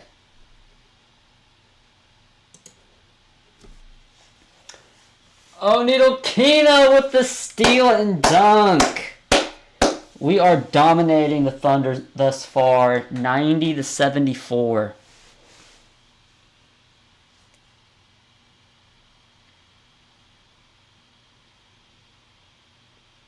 Good rebound by Mark. Terry Rozier. You know, have we seen... They have not played Nick Smith Jr. Interesting. I thought he should have got some run, but, you know, this is the coach. This is the decision here to run a 9-man rotation. I think McGowan should have been replaced, but what do I know?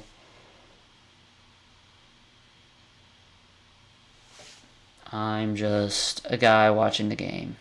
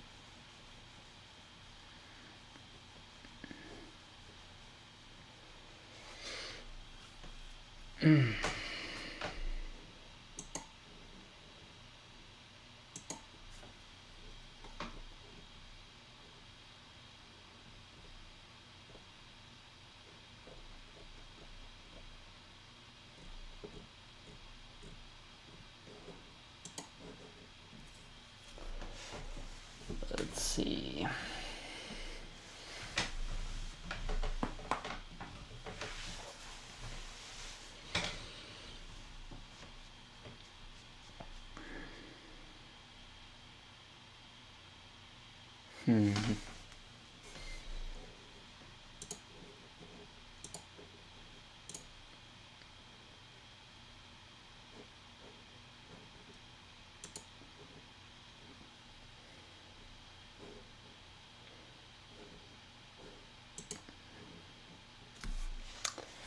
All right.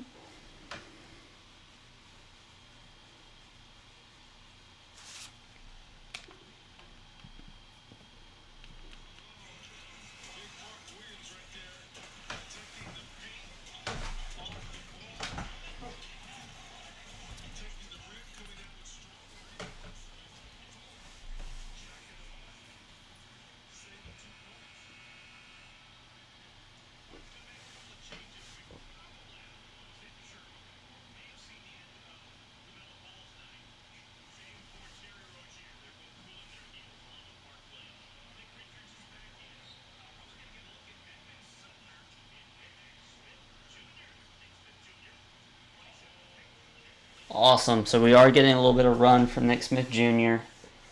And Sumner. I don't know if he'll be able to make a roster spot, but God, he has to be a little bit better than Frank Ntilikina. Here, sees a good drive. You got to finish that though. JT Thor, Cash.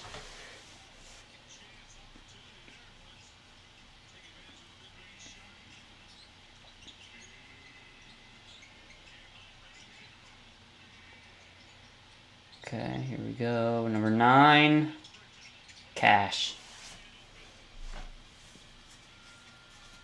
That's Bertans. See, I never know what number Bertans is. He was part of that trade for Derek Lively for the Mavs, I believe. Or was that the trade to get Prosper? I can't remember.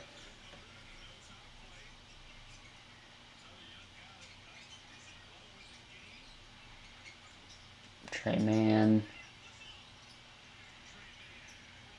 Bro, I don't want to hear all that. You down 14 points, bro.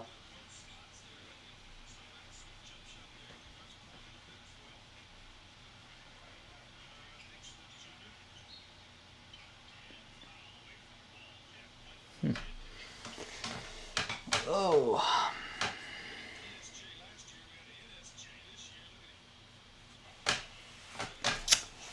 Okay.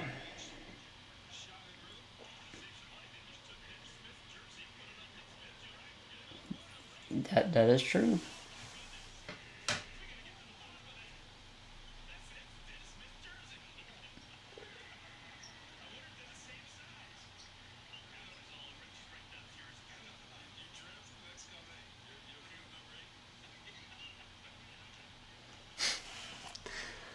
I miss this announcing crew.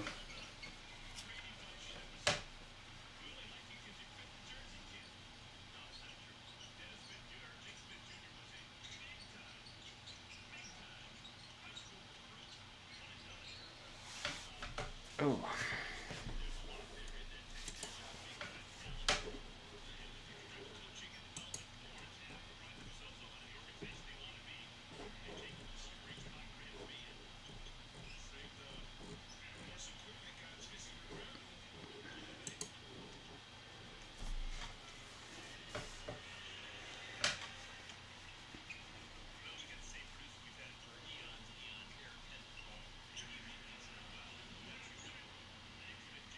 Man, Nick has a ton of tattoos.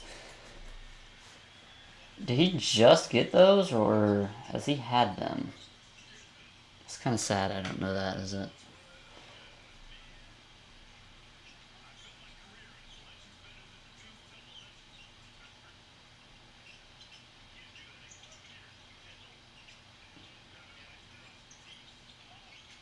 Oh.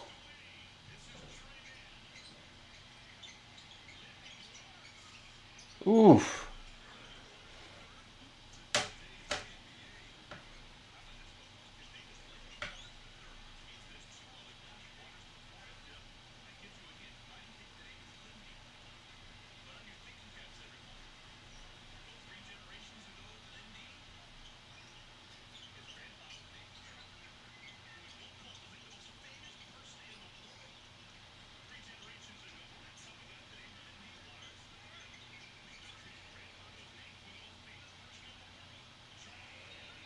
Ah, we didn't get it off.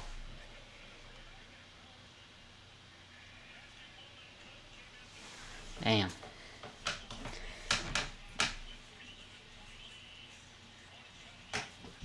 Oh. 98-87 going into the fourth quarter.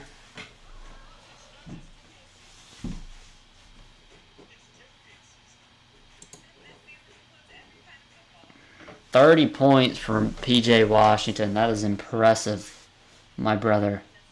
Nick Smith Jr., 2 points. Should definitely try to get some run from our guys. Can Leaky Black get any minutes? No, Leaky's hurt. That's right. He's still hurt. I don't know. Is there anyone...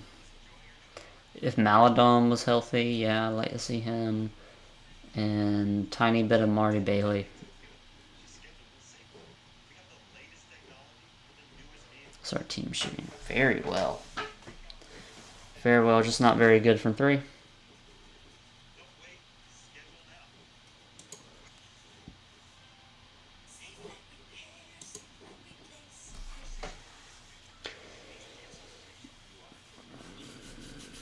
Oh.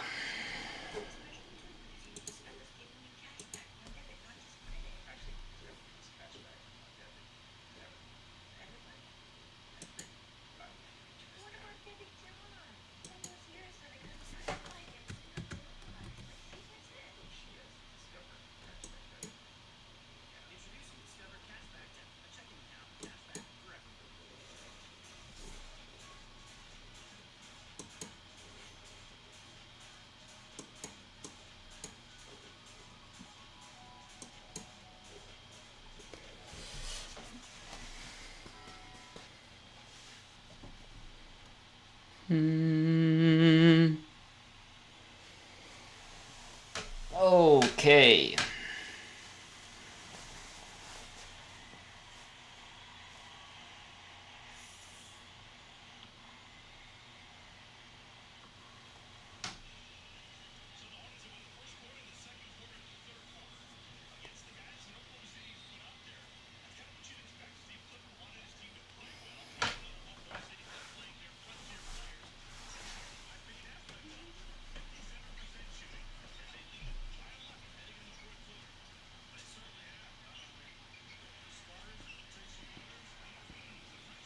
Good shot from Needlekina.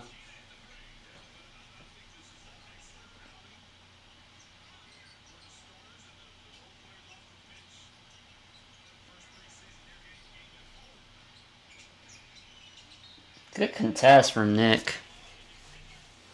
I'm excited for the season. Yeah, I think it's just kind of a little difficult for me to be too excited with all the off the court issues and all the questions we have coming into the year. But yeah, I'm hopeful we have a good year. I am. It's been a long time. It's been a long time since we've seen winning basketball in Charlotte.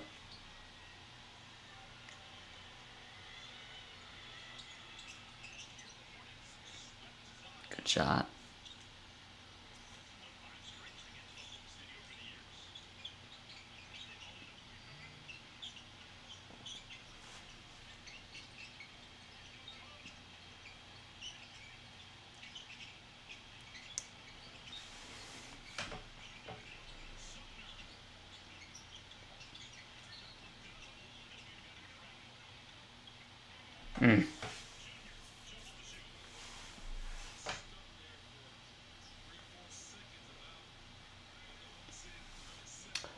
So,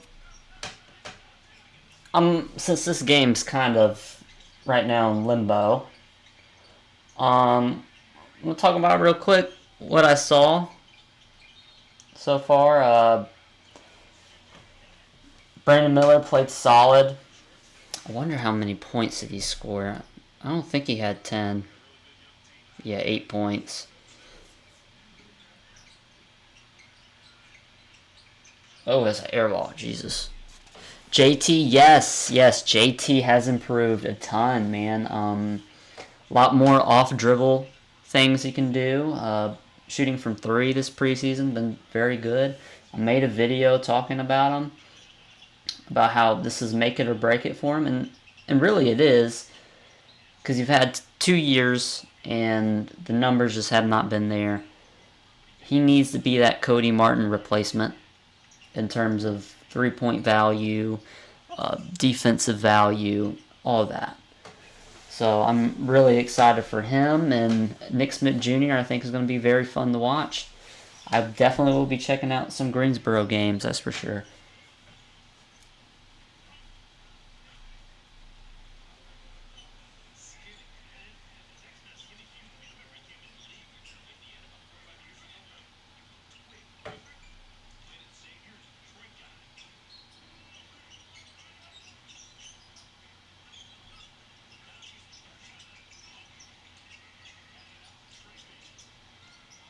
Oh, why is he wide open?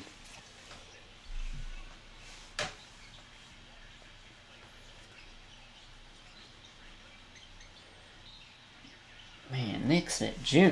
I mean, Nick Richards. Great and one there.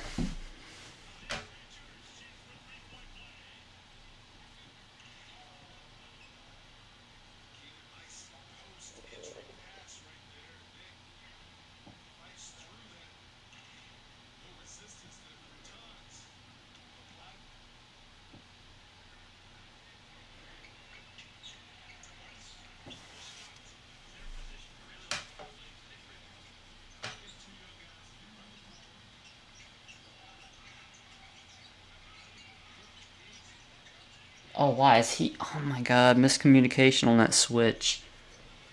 Back door was wide open.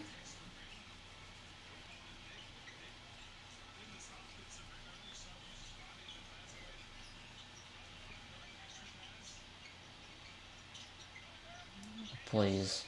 Please don't. Oh my god.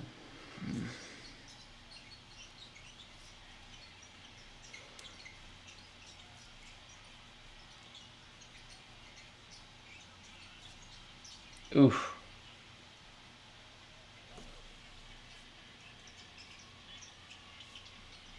Kick out the Nick Smith Jr. Cash money. Buckets. Boy. I'm loving what I'm seeing from that 27th overall selection. What a shot. That was a great catch and shoot shot there.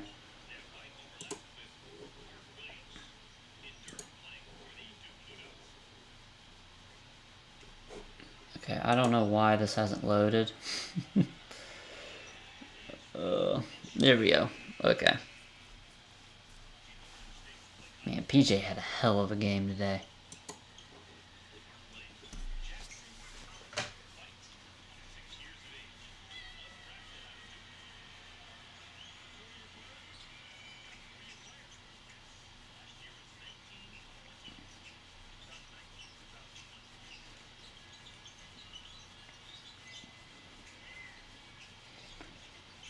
See, give and go there. Yep. Oh no. Bro, he has shot that so many times and he's bricked every time. Frank Needle-Keenan, you are not a three-point shooter, bro. Jeez.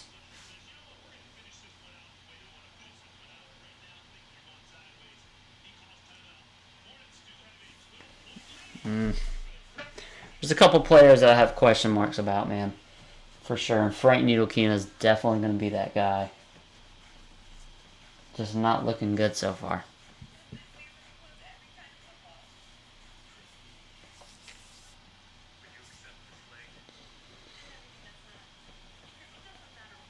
Man, we've been on here for 2 hours. Wow.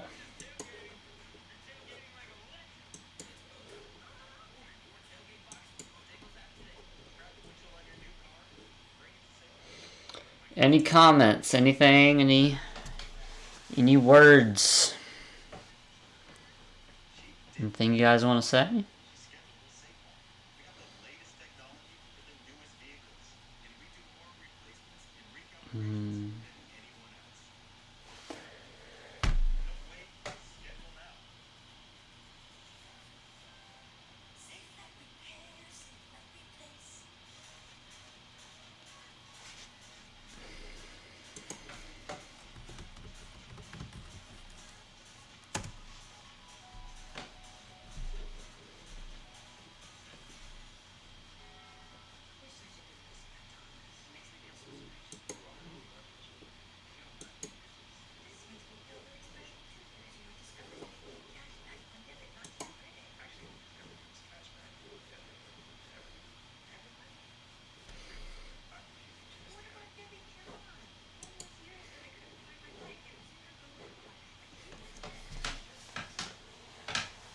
Still at break.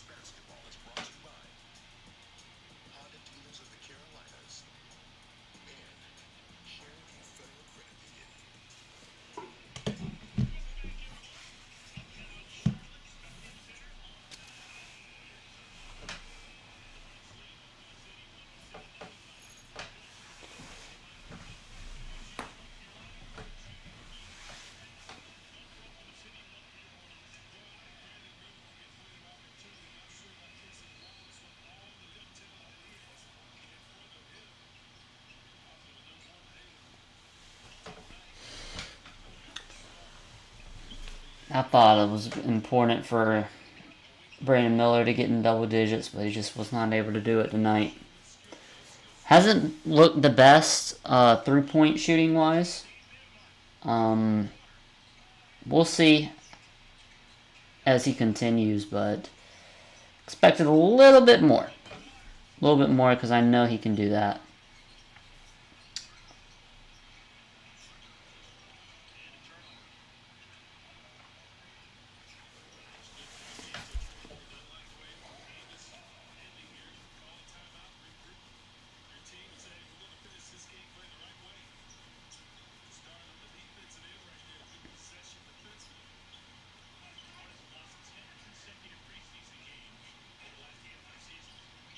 I want to see Nick Smith Jr.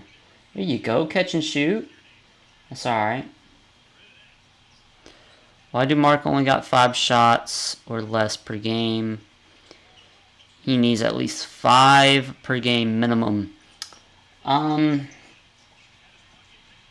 right now he's really around the rim. Well, you also have to take this into account, YGL. Missed fouls. So if he gets fouled and he misses it, it doesn't count as a field goal attempt. So if you look at his stats right now, he's shot more than 5. I'll tell you that right now. Yeah, he's 3 for 4, but 9 free throw attempts. So do the math there. That's probably, he's had plus 3 to 4 attempts, so 7, 8, and playing only 22 minutes as well. So, but yes, I would like to see him in the regular season get more than 8 shot attempts per game. But there's just a lot of guys you want to see get shots. I mean, I thought Brandon Miller wasn't involved enough here. You know, we got the win, but, you know, 4 for 8. I want to see my rookie do a little bit more than that. But he's such an unselfish player. He's willing to make the right play.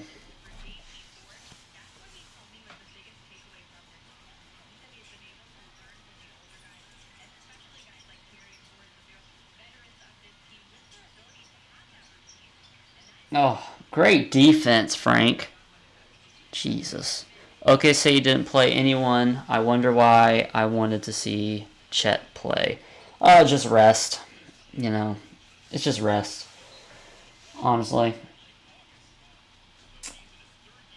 I think they played all their players last game, and that was a heck of a matchup against the Spurs. They'll probably play them next game, though.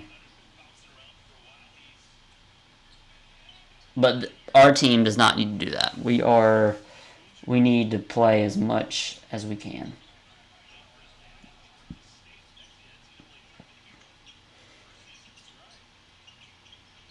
Oof. Ooh. Do you cover Panthers? I do have one video up there. It's an article about Frank Reich when he was talking about his 0-5.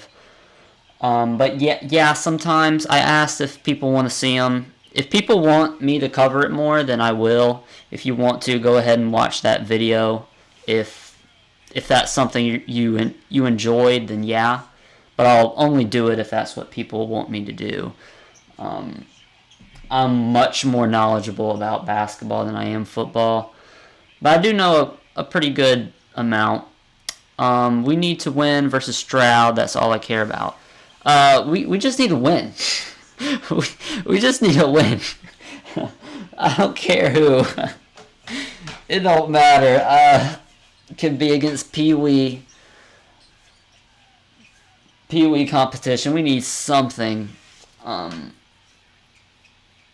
But I watched it today. We scored 14. We were up 14-0 on Miami. There's a couple things that you take away when you watch rebuilding teams, and you got to look at it and say, okay, that's a player who can be very important to our rebuild. Oh, Bryce Young's playing great. He had a great game today as well. Great decision making. Adam Thielen played very well today. The defense is just absolutely atrocious. It is honestly just infuriating that you give up 42 points. You were up 14-0, and the moment that your offense doesn't get a score, you just let them go down the field and score immediately. I know it's the Dolphins, but at this point, just look at over the years. So before, I believe it was Ikeme, the left tackle out of NC State. Before him, you look at our first round draft picks. You're talking about Brian Burns. You're talking about J.C. Horn over a Justin Fields, right? I believe Derek Brown was also a first round pick. I said Brian Burns as well. You look at Jeremy Chin was an important selection. You brought in other free agents. Shaq Thompson was a first round pick. So you've used all of these draft picks mostly on your defense. So your defense should not be giving up top 5 in rushing yards and top 5 in passing yards. That's the most infuriating thing about this team. But Bryce is doing his best, yes. The last 2 weeks have been really good, in my opinion. He didn't have a turnover today, which is really good for a rookie. 40-42 is my prediction. That was my original prediction. It is now slipping a little bit. 35-45. That's not the right math. But 35 wins. I can't do the math right now. I'm sorry, guys. I heard this Bally Sports last season. Is that true? And do that mean Dell and Eric gone? I see Hornets winning 28. So Bally Sports, I'm assuming what you're talking about is the bankruptcy. Yes, they did file for bankruptcy. This will be their last season. And Dell and Eric gone? I don't think so. I think those two will be kept because it's iconic. It's the best broadcast duo in the NBA. You put on any TNT group, put on any ESPN group. It doesn't matter. The heart that Eric gives on his calling of the games is just, you can't match it. I see Hornets winning 28 games. I disagree with this because I disagree with that because of this. This team is really dependent on if they're healthy. They were absolutely gutted last year. We had to bring up the players who weren't even on two-way contracts. We had to bring up Simmons, and we had to bring up oh God. See, that explains that. I don't even remember his name. But you had to bring him up from the G League last year. You had all 8 players in your rotation injured for a portion of the season, and they still were able to win 27 games. So I think 28 games is selling us a little low. I think 32 and 50 is a much fair assessment of this team. It's really dependent on if they're healthy. And this team through the preseason, Miami, we took on basically all their starters, and we were in those games, and we were winning those games. Wizards, they played their starters, we played their starters. We dominated them. So, yes, the East has gotten better in terms of, Milwaukee gets Damian Lillard. The Celtics got so much more deeper. But I do have questions about that center spot with Robert Williams going to Trailblazers. And I'm interested to see what Trailblazers do with that lineup. Are you running Robert as a backup center? Like, what are we doing here? Is there... I believe I'm missing something else. But yes, the East has gotten better, but also I believe in Bryce McGowan's. I believe in Nick Smith Jr. was a great pick. I believe Brandon Miller is going to be a very impactful player. LaMelo Ball is going to take that jump. I predict 25, 8 and 6 type stat line. And Terry Rozier looks locked in thus far this preseason. What the fuck was that? I'm sorry for my language, but Edmund Sumner just shot a terrible shot. But hold on, guys. About 2 minutes left, and we're up 5. But yeah, I think 28 selling a little bit too low, though.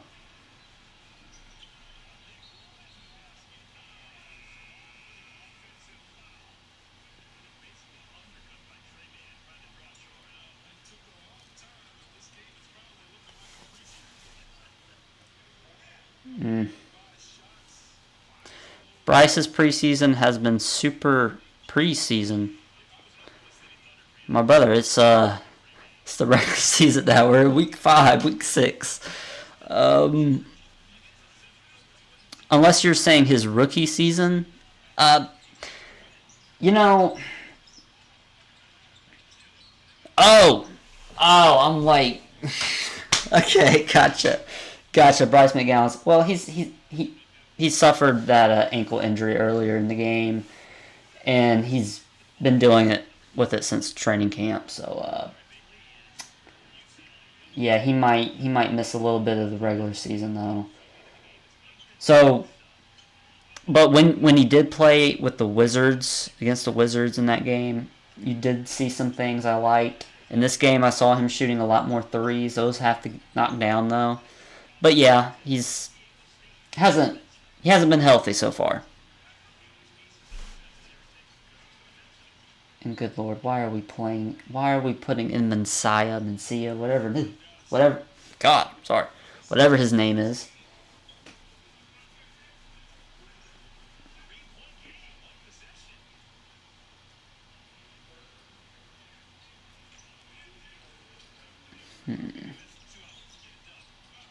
Oh, that was that could have been a good 3 for Bailey. What are you guys' thoughts on Amari Bailey? I haven't been super impressed by him so far. I think he's a lock for G League.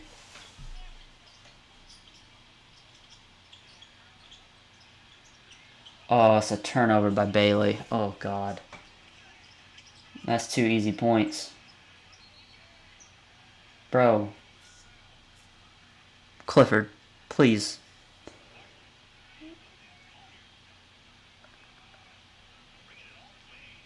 Yes, I agree. Nick Smith Jr. has outplayed Bryce so far, but Bryce will get, once he's healthy, he should have that role above Nick Smith Jr. Just the experience, and I want to preach patience with young teams. You don't want to force it. Nick Smith Jr. should not be forced to play the 82-game season. I am perfectly happy with you sending him down to Greensboro every now and then, especially once McGowan gets healthy. But yeah, so far, Nick Smith Jr. has been very impressive. By far, I agree, Chicago. What do you mean by Chicago? Is Teo back for game 1? We don't have word on that so far, but even if he does, he's on a 2-way deal, so most likely that's Greensboro.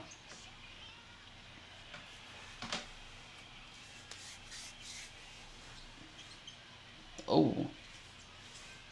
Wiggins. Bailey guarding Wiggins. Ooh, we draw a foul.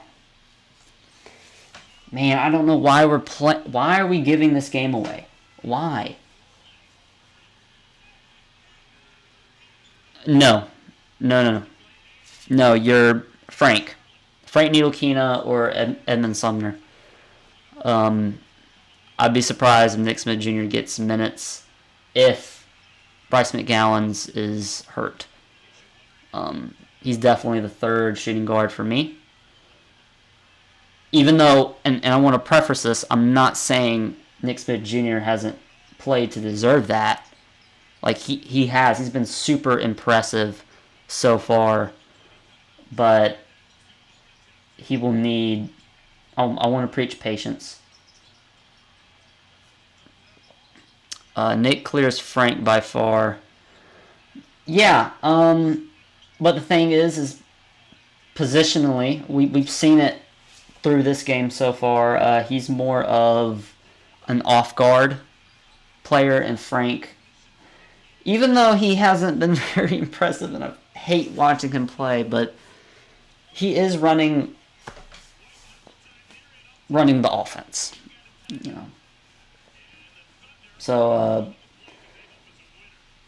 I'm sure at some point he will work his way out of the rotation, though. Oh my God. It's 116 to 115. 18 seconds left. We have our third string in. It just doesn't make any sense. Clifford, I know it's preseason, but good God. Please, can I get... You understand... That Minnesota game in the Summer League doesn't count. So you understand, it's been since damn March or April since I've seen us win a game, since we played the Cleveland Cavaliers and their third string backups. Please, just give me happiness. Help me. Help me.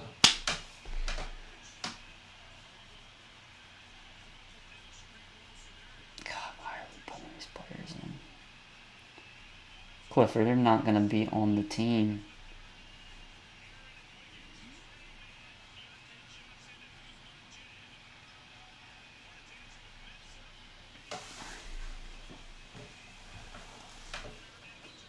Let's see. All right, 15 seconds left. Wiggins in the post. Amari Bailey defending. No good. Rebound. Mencia, whatever your name is, I don't care. Foul. He will be going to the free throw line with 6.8 left. Are you a Tar Heel football fan? At least, hopefully, you have that. No, I'm not. I'm a North Carolina State fan. Yeah. So. Oh, God. Yeah, whatever. Yeah, I know we lost 24-3 to Duke. And we benched our starting quarterback, and now we don't even know what we're doing right now. God. At least we have good, we make good offensive linemen.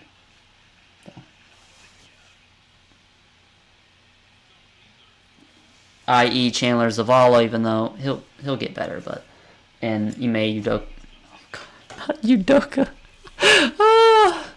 Ikime Ukonwu. I can't say his name, bro. Oh, you know who I'm talking about.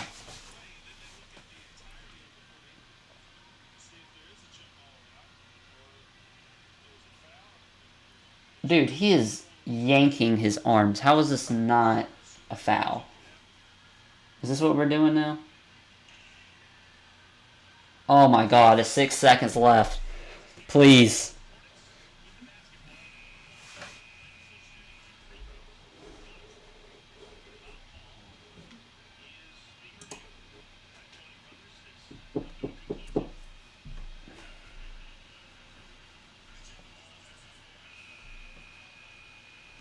Okay.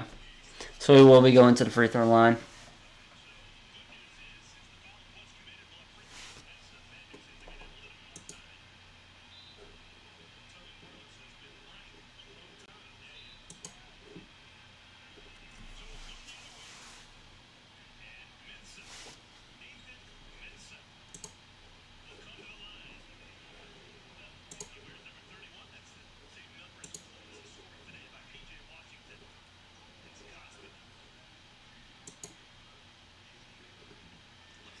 Okay.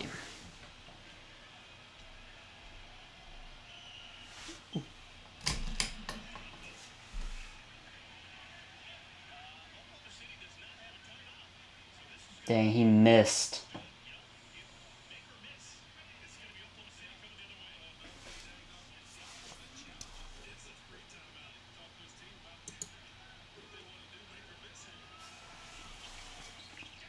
And he got it.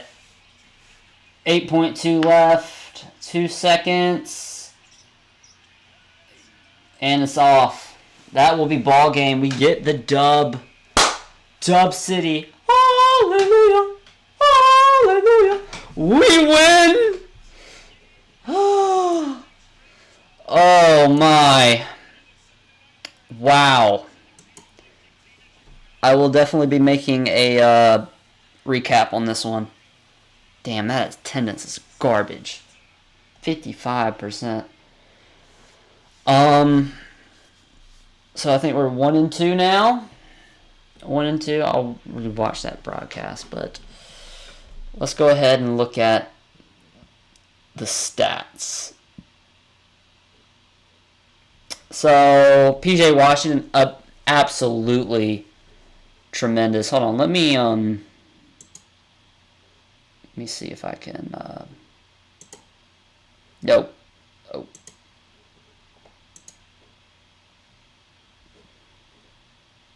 I wished I could. Let's just do this. You guys see that good? Well, I hope you do. So, right now, we had PJ Washington in 24 minutes, 31 points. Absolutely amazing performance from him. Before I start this, we're going to go ahead and watch quick little videos. Little comments. Laughing John, thank you. NBA Finals next. Yes. It is definitely happening. We are definitely going to the NBA Finals. Brandon Miller said so. That is the future of this team, and I am sticking on that. Great video. I couldn't find the game live, so I found this channel. Awesome, John. I appreciate it. I'm guessing you're in the Charlotte area because, yeah. I'm gunning for the Hornets to win the mid-season tournament. Let's win something for once. I don't know why I'm not really high on the in-season tournament. I think it's kind of stupid. But, hey, maybe you can win something. I feel like it's going to be like, it's going to feel like winning the Pro Bowl. Like, nobody gives a damn. Like, genuinely, nobody cares. But let's go ahead and get to this real quick. So, Brandon Miller, not the best game I've seen from him this year. I mean, this preseason, 8.7 rebounds. He's a stat stuffer. He's going to do everything, but I'm not expecting high points because he's not a shot chucker. I mean, Nick Smith Jr. in 12 minutes shot 7 attempts.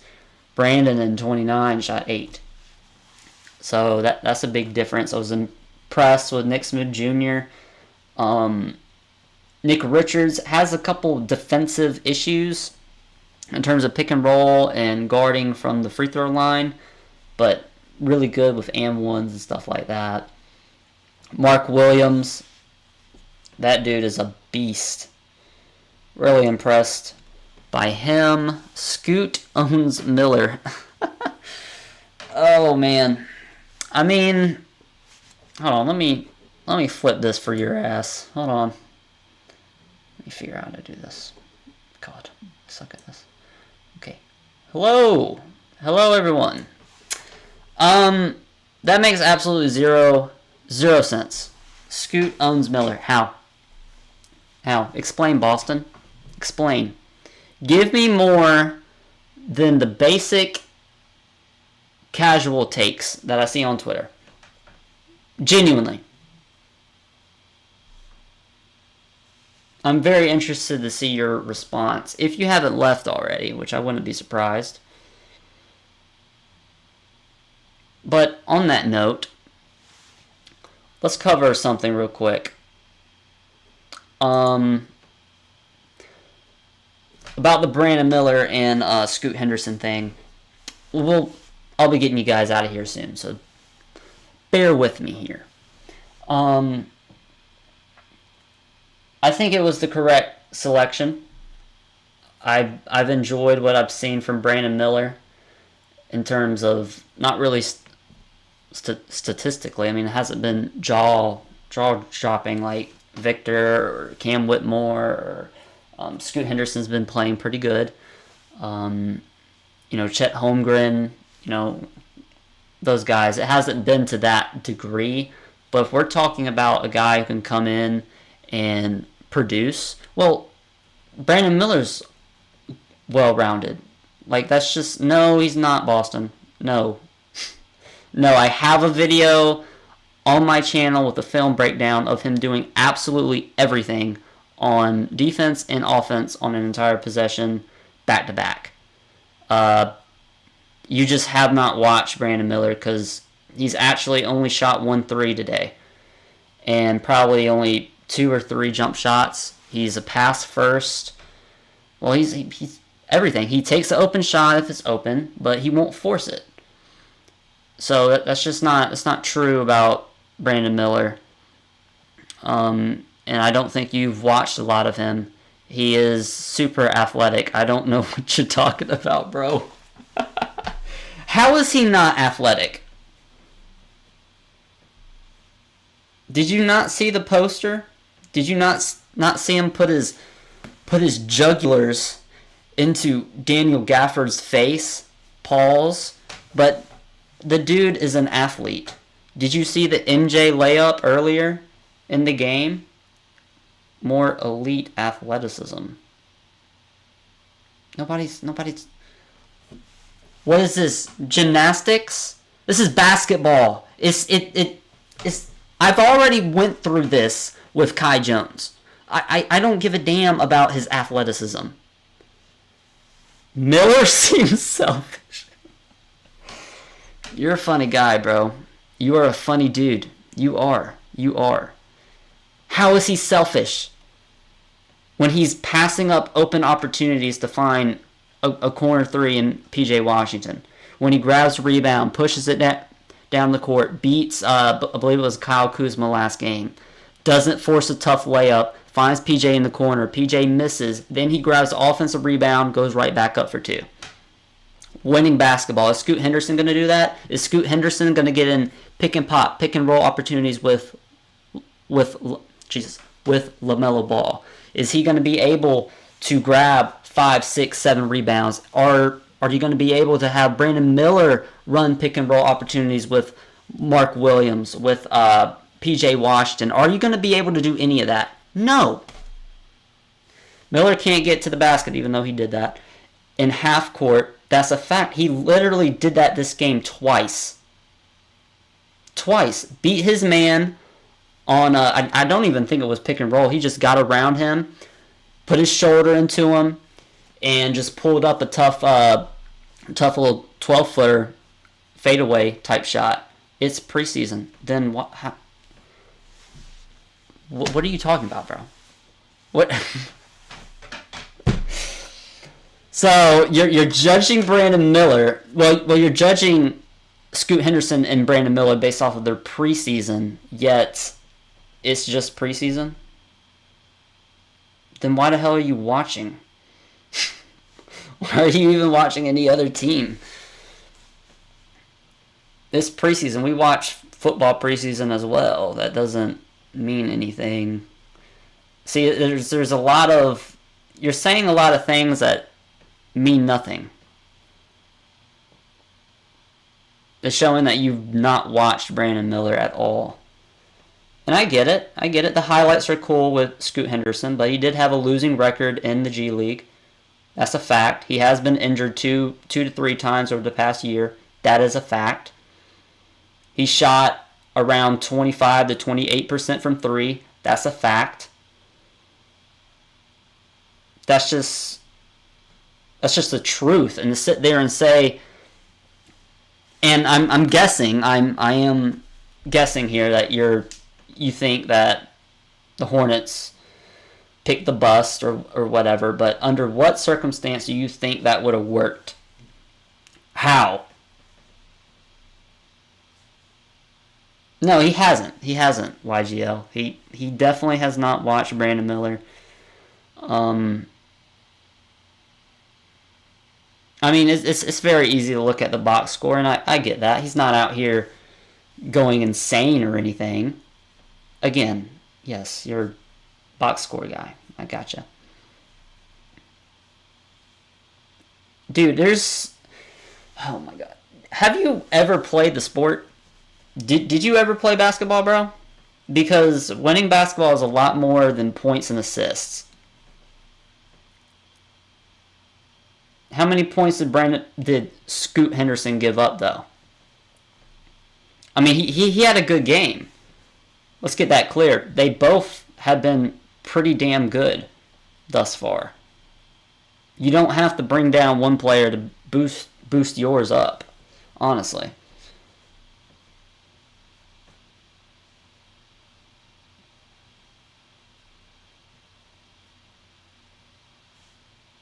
Scoot had 22 points in the game. How many shot attempts did he have, though? What was his plus minus, buddy? -16. Like, what are you talking about? And in case you didn't know, that means the team, when he was on the court, was outscored by 16 points. 16 points. 14 shot attempts. Brandon Miller hasn't even hit 10 shot attempts the entire season. Well, preseason. I think he had 8, and I think like 6 the last game. He not aggressive. Great use of English, too. That's great English there. Yeah. He not aggressive. Alright, man. Think whatever you want to think, bud. But, anyways, we're going to get off of the troll here. Brandon Miller, so far, has been impressive with his defensive intensity, defensive rotations as well. I've been super impressed with him being able to rotate off of his man and being able to have the speed to get back to his man as well. The three-point shot so far has not been there. Hopefully he will get that fixed as he plays. But you've seen things that you didn't expect when you drafted him. I did not expect to see Brandon Miller taking pull-up mid-range jumpers. I didn't expect Brandon Miller, for the most part, trying to get to the rim. Like, actually attacking the rim. I thought he would be more of off-ball, get him in the three-point opportunities, which they did have him a couple times. But yeah, he's very versatile, man. You're kind of seeing that. He's a guy who, I think, relatively, you can expect 14, 5, and 5 from him. He only played 29 minutes as well. I think he would have definitely had more numbers if he didn't play only 28, 30 minutes here. We will find out who's better soon enough. Relax. No one happy with Brandon not getting 10 yet. First 3 games, but it is what it is. I mean, that's just... Also, we have really good scores on our team. Portland is in full rebuild. Full rebuild. So, who's really the shot chuckers on that team? Simmons. You got Sharp. So Scoot fits in. He's going to get a lot more attempts than Brandon Miller does. Because you have LaMelo Ball. He's going to take 17, 18 shots. You have, Jeremy Grant. Yeah, you're right. You're right. But is Jeremy Grant going to sit there and take 20 shots a game? Is he going to be taking 18 a game? He's more like a 15, 16 for me. Especially when they put Ayton. I think Ayton has a good opportunity to be a very important, a very good interior scorer for them as well. But you got LaMelo Ball, he's taking 18. You got Rozier, he's a 15, 16 dude. Gordon Hayward, probably 12, 13. PJ Washington, he'll get his attempts. You got Mark Williams going to be finishing inside. So there's a limited amount that Brandon has. And when you look at his play style, he's an unselfish wing.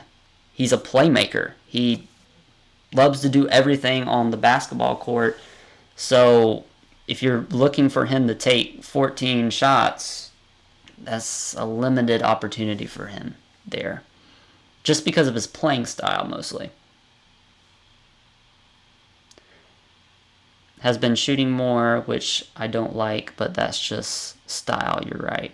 Yeah, I mean, Nick Smith Jr., his first year, he is going to be that kind of shot chucker, but let's not get it twisted, though. Those were good attempts that Nick Smith had. I liked his decision-making when he was getting minutes, but it's kind of crazy that he had just as much shot attempts as Brandon Miller. Brandon Miller has to be not unselfish, like make the right basketball play, because that's what I like from him already. He's making the right basketball play. But for Brandon, dude, you are a bona fide offensive threat already. I believe in him offensively. So don't be afraid, man. Look, you don't have the best supporting cast. I'm sorry. There was a couple assists over these last few games that he should have had, but just didn't have the opportunity because our guys cannot knock him down. But Nick Smith Jr. is going to be very important for this team. I see him being Terry Rozier replacement. I think he has that talent thus far from what I see. And if you're comparing the two, they've looked really good. I think in the preseason they should emphasize to him and the team to let Brandon Miller throw shots up last games, 15 plus. These games are a good opportunity to let him be the focal point because we don't have to win. Yeah, I believe in those like those last 6 minutes where we had Mencia, JT Thor, Nick Smith Jr., or I don't think Nick Smith Jr. was even in there. I think it was Sumner and Frank Ntilikina. But yeah, you could have played Brandon Miller there, and he would have been the primary player in that situation. You would like to see the shot attempts, but again, that's just his play style, I think, right now. And I know it's easy. I think as fans, we say, oh, well, we want this player. He's not shooting this much, so he's not really good offensive player or whatever. But, I mean, in basketball, you have to be willing to make the right play, like I've said before. And Brandon, he's doing that, but what it's doing is it's affecting his offensive output from basically someone who's just looking at the box score. I think it's good Miller is playing with more starters. That's another thing, YGL. I was very impressed with him. He fits so well with those starters, man. Like, you would think he's been the primary starter for, like, the past couple games. I mean, he fit in very well.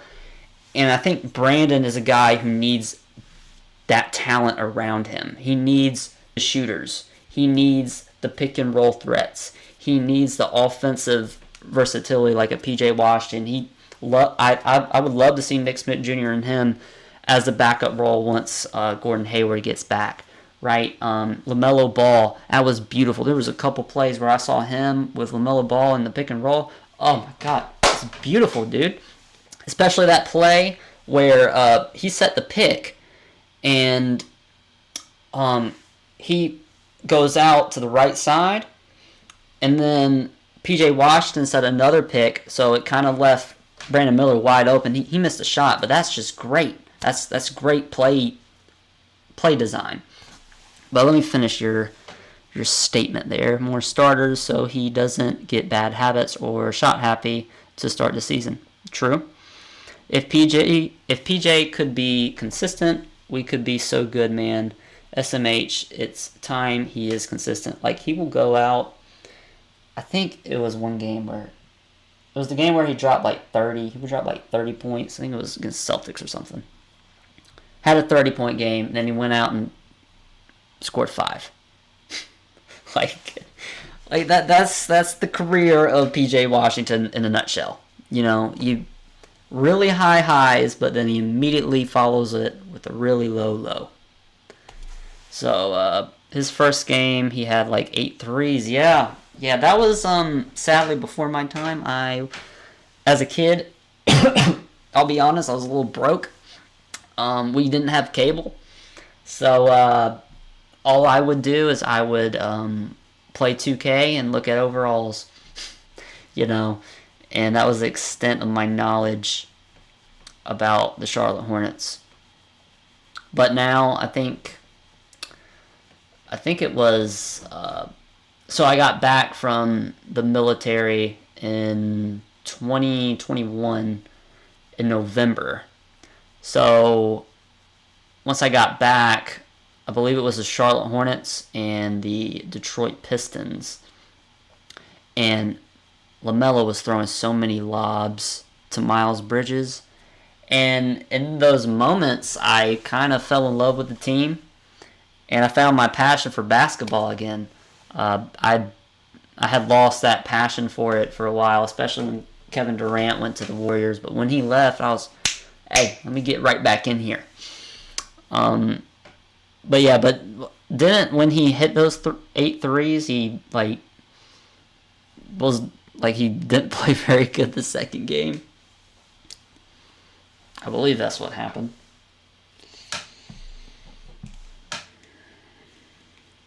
I remember thinking PJ was gonna be the GOAT after his first game. I mean, I would think so. What did he finish with? If I can find my mouse.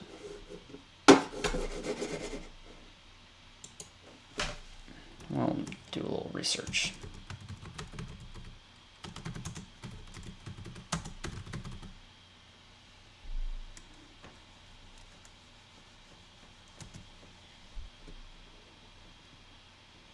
Holy God.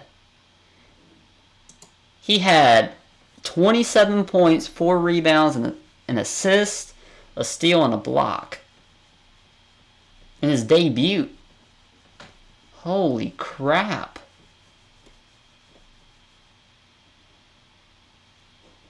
Wow. 27 in your debut is crazy. Is that like the most points a rookie has scored in their debut? Holy shit. He made, also it says he made 7. And yeah, he did set a record there. Jesus. Man, I would have thought, damn, we got next Dirk. That's what I would think. Lord, the buzz must have been crazy. No pun intended there.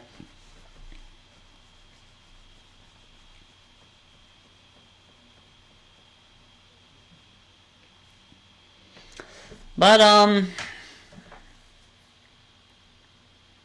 just trying to think here. I believe next game. Let's see. Let me know. Did you guys enjoy this? I'm gonna work on some other things, but if you guys enjoy this, I would love to keep doing this. Let your friends know. As many people in here. I want to have more people in here, man. I think right now we've had 120 views.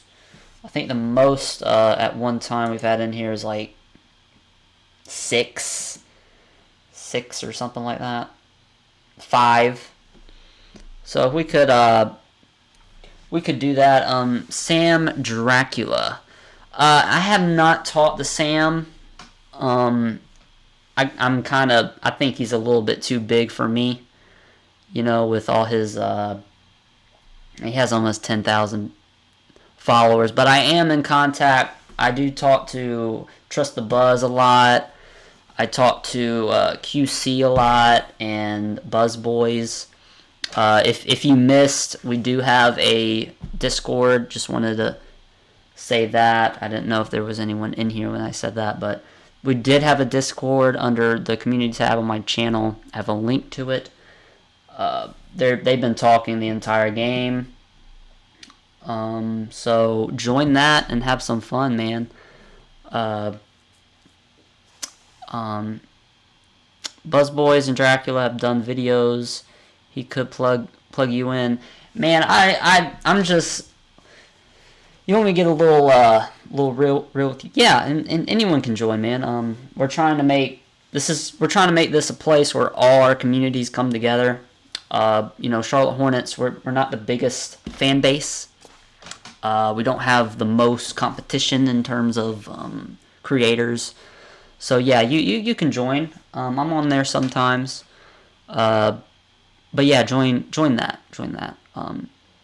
I will say this though, back to the Buzz Boys and Dracula thing. I'm just so blessed right now. I feel so thankful. This is getting a little crazy, but I have a point. Just 3-4 months ago, I had 2 subscribers and had like 12 views on a Mark Williams it was a Miles Bridges video, really grainy, it was really bad. And 3 months ago, I started taking a little bit more seriously, being more consistent, and the growth, man, it's just so cool to get that text message from creators you've been watching the last probably year, like Buzz Boys. I got the text from QC, and being asked to be a part of it is just surreal, because that's all I want. I just want this community to grow. I want to make a experience for you guys that you can enjoy watching the games and have fun times like this, honestly. And there he is. There's QC right there. Yeah, man, thank you, dude. Thank you. It really meant a lot to me. I've been really busy, and it's a lot of effort into doing these. But I will definitely, if you guys enjoy this, definitely once a week at least, I will doing this. Every Sunday, if we play, I will be free. So that's definitely, yes. Subscribe to QCT. Yeah, I support any Hornets YouTubers, so keep it going. Thank you, man. Thank you. I appreciate the kind words. But we will do this again if this is something you guys enjoy. And look at Boston. We love the support, man. We really do. Nothing says more than a guy who doesn't have a profile picture. That's honestly great.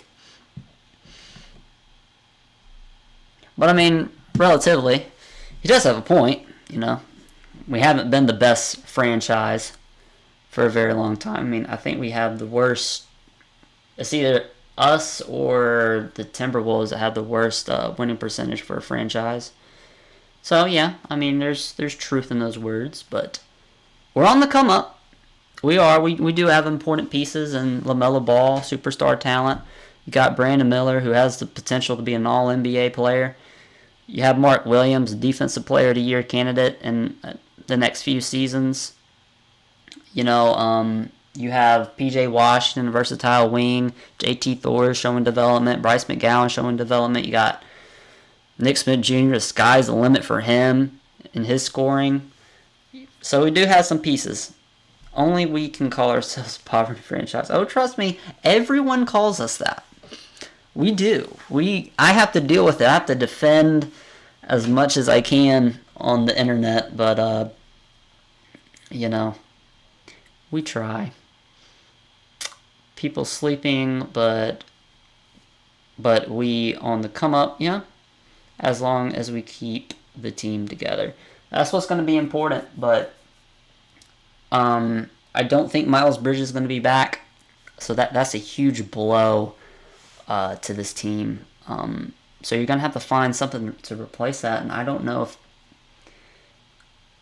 if you can sustain winning, like actually winning with P.J. Washington as your starter.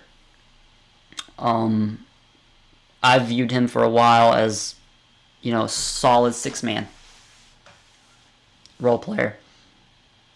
So I think we're one more draft pick. We're one more draft pick away, in my opinion. Bridges needs to come join a real team. Oh, the same team that couldn't win anything with Damian freaking Lillard? Really? Oh, that's hilarious. Aren't you the team who drafted, let's see here.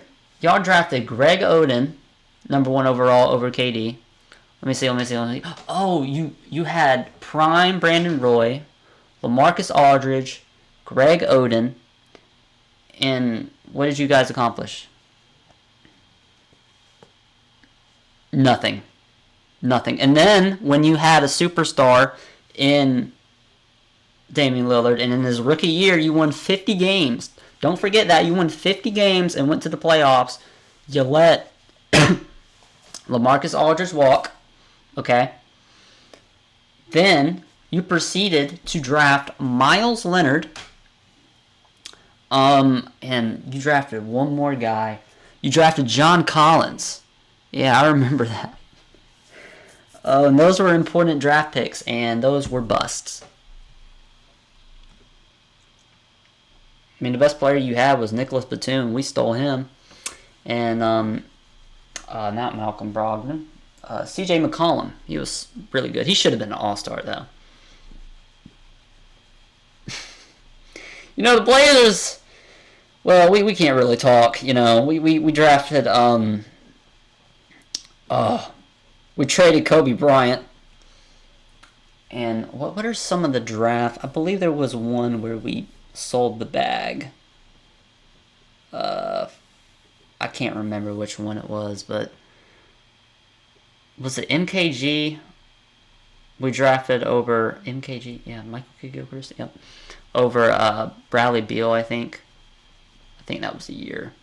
But MKG was actually pretty solid before his ACL injury.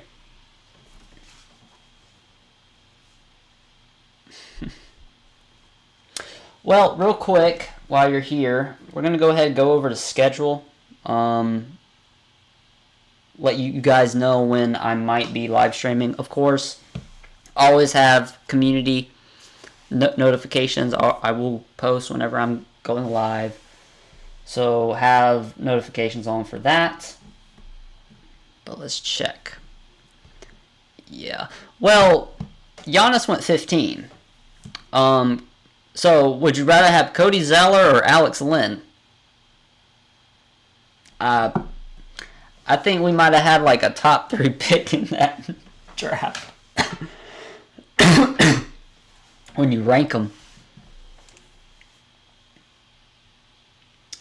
Okay, we're going to look here. So, I will be working. I'm off Tuesday, Thursday, and Sunday. Go ahead and check the schedule, see if there's anything happening this week. Oh, isn't that our lucky day, boys? Thursday, last preseason game. The Boston Celtics come to Charlotte. We will be live streaming that one. That is at 7 o'clock. Big time. Rudy Gobert. So, this is another thing that bugs me about people when they look at drafts. A lot of people don't take into accountability the projections, right? Because Rudy Gobert was 27th. Not a damn soul thought he would be the guy he became. Rudy Gobert was a 55 overall in 2K14. 55. They don't even make... You're my player... isn't a 55 anymore. That's how low they had him. Frank the Tank, yeah, that's fair. That's a fair one. You know, I'm having a lot of fun with this. So, I think Frank the Tank was misused, though. You look at him in the... God, what was it, the national title game? It was Duke versus Wisconsin, yeah. Him versus Jahlil Okafor. That turned out to be a... Wow, what a journey that one was. But I think he would have fit more as a center. Now, they tried to force him to play the 4, And he had a couple really good games. Malik Monk, God. And Clifford is the player whisperer, low-key, because he wanted Donovan. I mean, Malik Monk was great, I believe, at Kentucky. Was it Kentucky? Yeah, it was Kentucky. He was great at Kentucky that year. And Donovan was a late first, but there was conversation that we were going to take him there, or at least the coach wanted him. But, I mean, Rudy Gobert at 27 was a huge steal. And guess who else was the number 27 pick? Nick Smith Jr. I'm just saying. I'm just saying, guys. I'm just saying. Okay? All right, we can dream. We can dream. Yeah, 11th. Damn, Mitchell was 13th. I know. So, for some reason, because I watched that draft, I always thought that, because I believe they went to, like, the same school, or the school had, like, the same color, but I always got him confused with Kyle Kuzma. Because Kyle was, like, a late 20 pick. So that must be where I'm getting that confused then. Okay. But yeah, I mean, Monk could have been solid though. He had a good year in Sacktown, so hopefully he continues to grow off of that. He needed to get that brain, get that mind right. Trey, oh god. I'm sorry for the laugh, guys, but oh lordy. Yeah. You know, in 2025 it is a top 18 protection. Actually, you know what? Let's do this.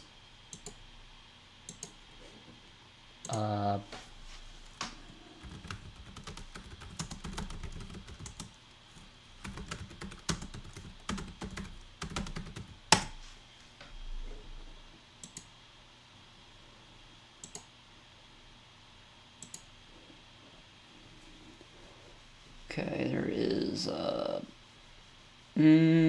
I'm looking for it, guys. Hold on.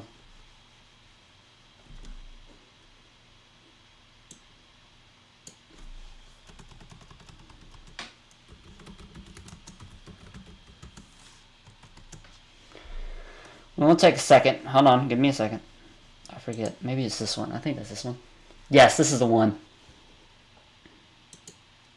So I'm going to expand this real quick for you guys.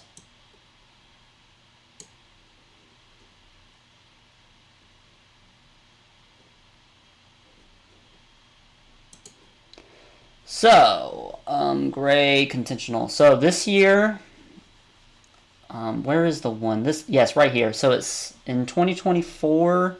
Yeah, this year. So, first round pick protected, top 18 in 2022, top 16 in 2023, and top 14 in 2024.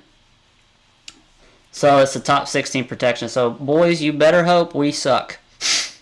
you better hope we suck.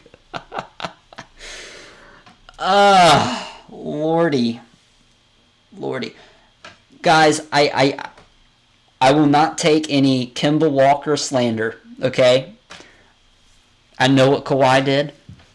Alright, I respect what Clay did, but I'm telling you, prime Kemba Walker was a joy. That was a joy to watch. I actually was able to watch a couple of those games. I went back and last week I watched his 52 point game performance, the largest in Charlotte Hornet basketball history, the only player to ever score 50 in our franchise history, and he had 30 points at half. And guys, they were playing the Utah Jazz. So go ahead and guess real quick who had 30 points as well at halftime. I'm going to give you 10 seconds. Name it. 1, 2, 3, 4, 5, 6, 7, 8, 9, 10. It was Gordon Hayward. Gordon Hayward had 30 points at halftime. He was balling in that game. But I don't regret drafting Kemba Walker over anybody, honestly. What he did at UConn was amazing as well. Yeah, trading up for Kawhi. Yeah, I wanted Kawhi. The Pacers wanted him as well. That would have been... Imagine Paul George, PG-24, and Kawhi Leonard. Phew.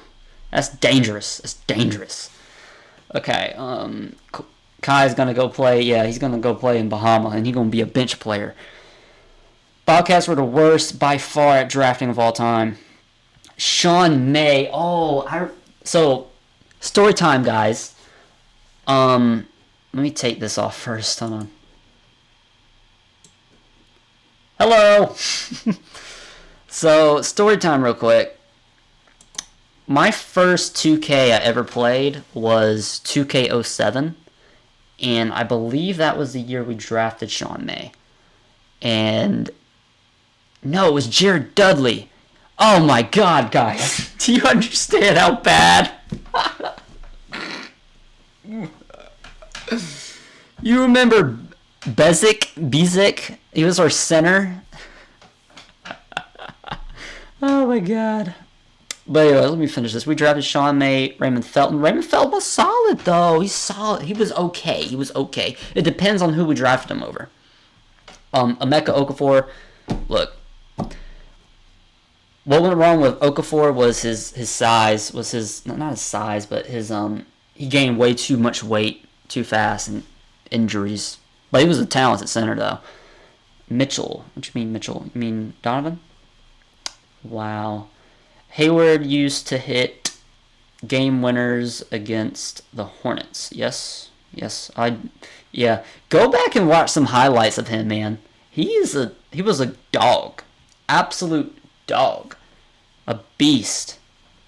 Hayward used to always hit game winners against... Oh, I already read that. I still say Garrett Wallace better... I'm sorry, no. No. All time? No. As a Hornet? No. Gerald Wallace was that guy. I'm not taking away from him, but what Kemba carried us to the playoffs. Carried. Legit. He carried for years.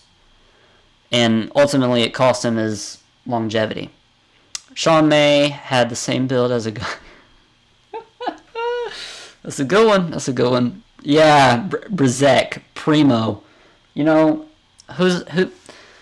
Anyone named Primo is trash. You know, the San Antonio Spurs sexual dude, weirdo. Josh Primo, yeah. Garrett Wallace is a better two-way player, but in turn, like, he was a great defender. That was his calling card out of Alabama. Late first-round pick. Didn't really work out in Sacramento, though. But, yeah, he was a good two-way player. But I'm saying, from our perspective, Kemba carried, dude. Like, the shit he did, man, the game winners, carrying us to almost 50 wins with Nicholas Batum as your best player. Just insane. Gerald Wallace was the better player. Do you guys remember Gerald Henderson? I hated him on 2K for no reason. I think it was because he was bald. I was young and I just hated his face. I just didn't like his look. Good player, now that I'm older and I've looked back at him, but God, I didn't like his baldness. Just something about him. Gerald Wallace was the better player. I disagree. I think Kemba, just in terms, especially late on his third team All-NBA during that run, if Kemba stays healthy, clear. Because you go and watch that season, he was a scorer, yeah, but he was setting up teammates. He was really good in pick and roll, and he was underrated on the defensive end as well. And super clutch. Probably our most clutch player we've ever had.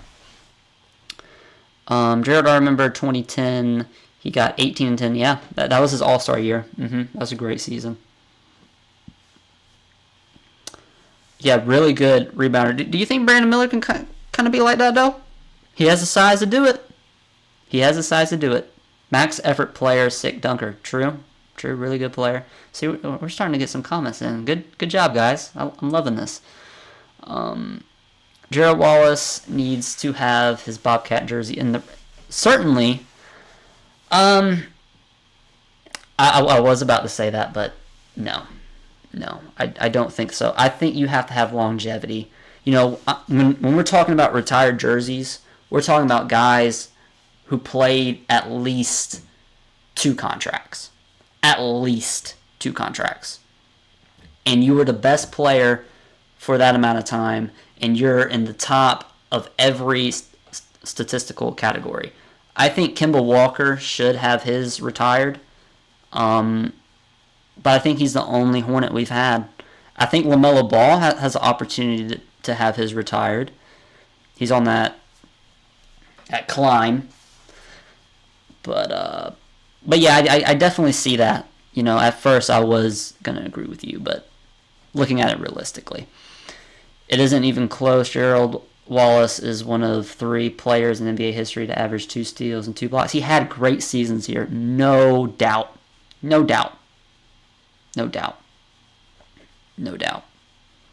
Karolinko. God.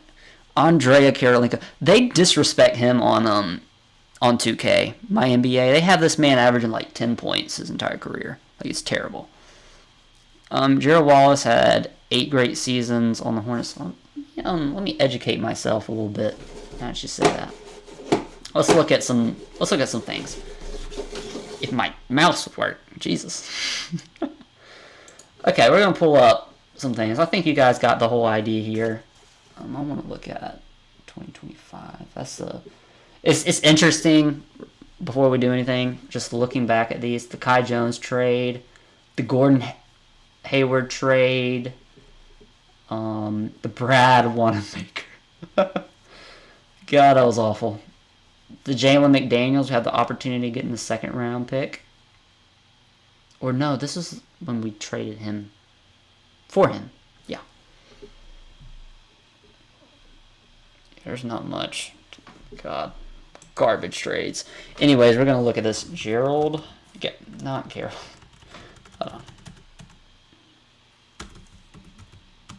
Gerald Wallace.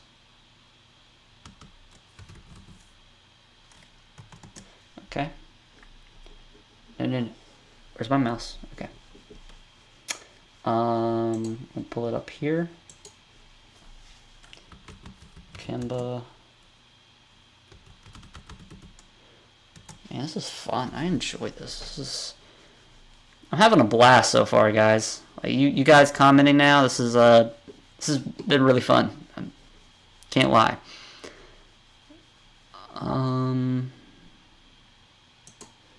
So we're gonna go ahead and look at basketball reference.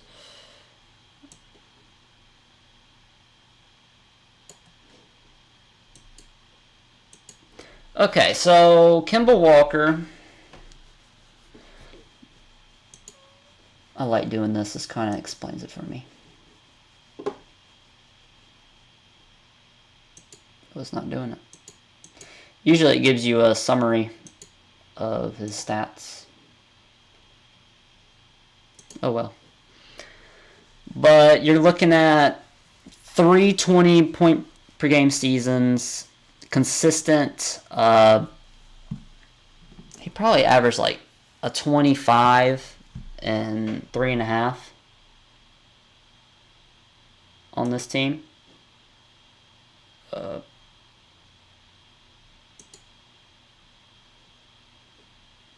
Okay. And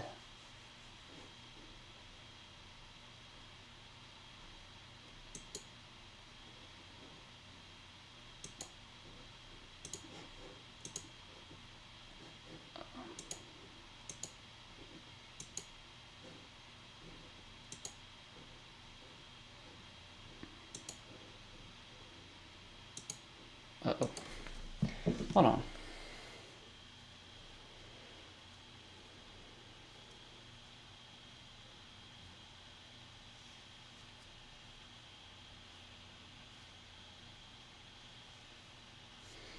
Sorry, guys. Oh, here we are. All right, I'm back. I'm sorry. My computer just had a moment.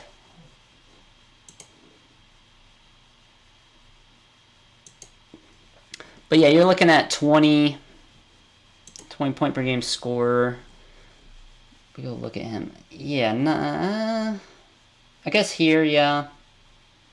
2, 3, 4, 5, 6, a 7. But I mean 18. Yeah, 18-7. Oh, here it is. Okay, it's down here. All right, so 16.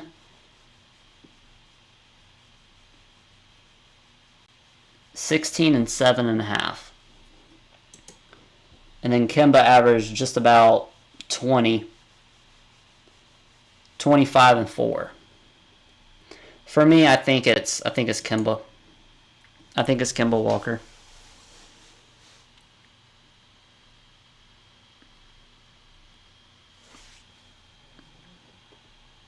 All right, let's roll back these comments. Hold on. I wouldn't mind him being with the one jersey now. Yeah, you know, yeah, it's a man who died honorably. Yeah. But you have to look at it from this YGL. You're not looking at it from the fan base. If you're saying Gerald Wallace deserves, yes, but from this perspective, like Baron Davis, he cannot. Alonzo Mourning cannot, because when you're looking at players whose jerseys have been retired, we're talking about LeBron James. We're talking about all-time great players. Uh-oh. I hope the stream's going okay. Let me see. The stream all right?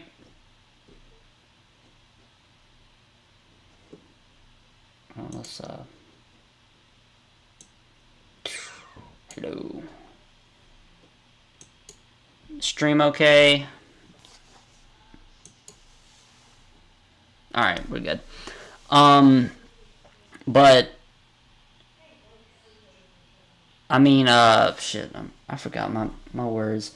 But you have to look at it from that perspective. I don't think Miami will. They might, because 20 years is insane. They honestly should, though. They should retire his jersey. But I think from that perspective, possibly. But I do think Kemba Walker will get retired. Just what he did for the franchise.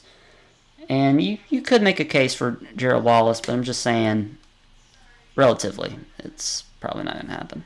Heat retired Shaq, yeah. Well, almost everyone retired Shaq's jersey. He did win a championship for them, though. Oh, YGL. Oh, hold on now. Hold on now. Gerald Wallace did more for the Bobcats than Shaq did? Shit. That's kind of crazy. That's a crazy statement, man. We didn't even win a playoff series. You know? Great years. Those were good times, but again, title. No matter what. You know, when you win a title and you lead that team to that title, I mean, he didn't lead it, but I mean, he was definitely like the AD. He was the LeBron of the Lakers title run.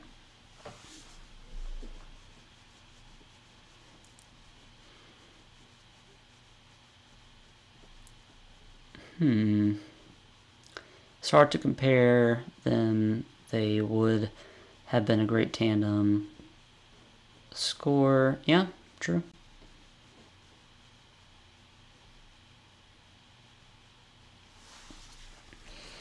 It's crazy that those two are really the best we've had.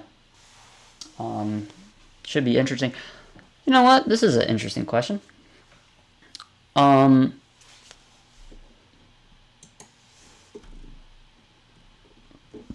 Where will Brandon Miller fit on all-time Hornets?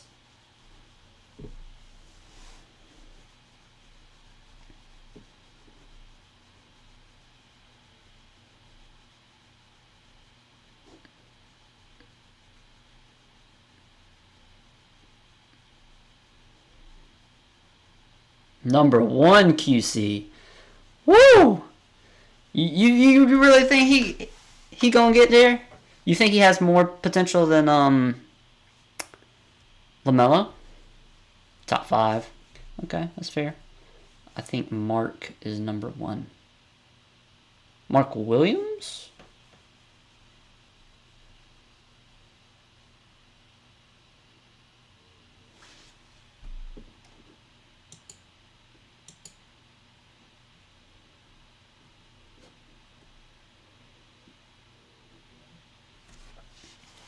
Al Jefferson. Oh, yes. He was so good. Dude, 3rd team All-NBA in his first year here. If only he came here a little bit earlier. No, but I do see Miller becoming the same level of player as Gerald Wallace. Yeah, he could. He could. But it's like, imagine Gerald Wallace with better passing, better playmaking, and more scoring. I think Brandon's 20 point per game at least once. I've been really impressed with Brandon's defense, though, because I do think he might be, because, yeah, Gerald was a great defender, but, I mean, Brandon has that ability to stay there in that ballpark. Gerald was a monster, but we need to stop sleeping on Brandon's athleticism, though. I'm kind of getting sick of this notion he's not an athlete. Did we not see the dunk? Did we not see the finger roll? Like, he has jumping ability. Oh yeah, Gerald was a beast dunking. Highlight. One of the greatest dunkers of all time was Kai Jones. I mean, he carried this organization dunking wise for years. You know, it's a real reason why we made the NBA Finals. I'm playing, guys. I'm joking. I know he was garbage. It's okay. It's just hoping becomes AQC. I've said this before. I don't see him as a Tatum. I see him as a Paul George. You would like him to have that, and I think he does. You know, who's a better dunker?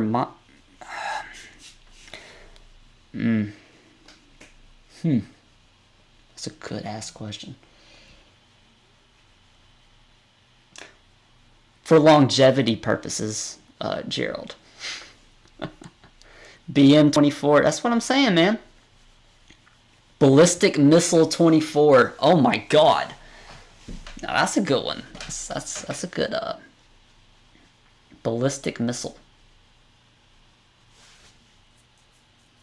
Definitely Gerald.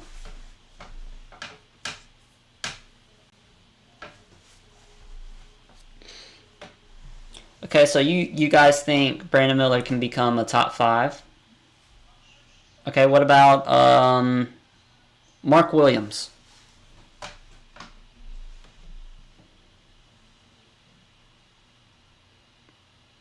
Yeah.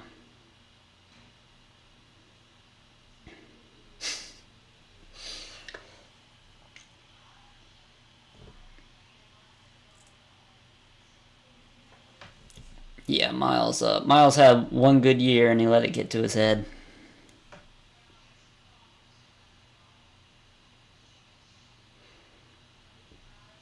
More than Dwight Howard?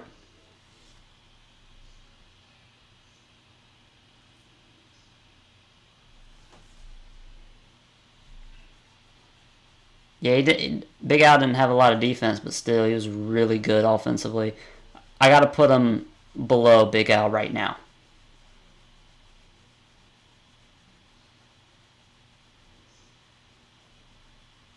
QC, I think he has an opportunity to passing Jefferson, and because Jefferson only had about 1 to 2 good years here.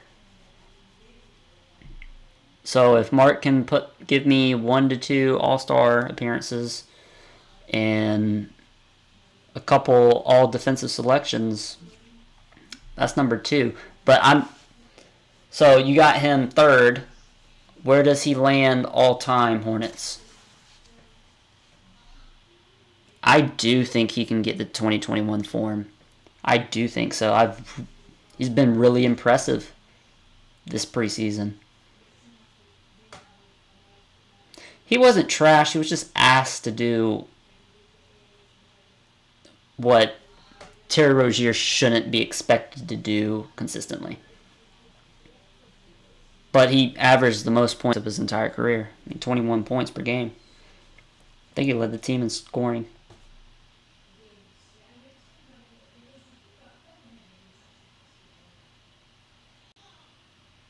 Yeah.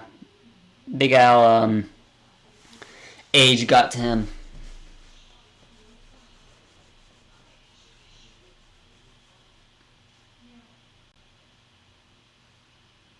Yeah, he was. I believe he shot 38% from 3 on really high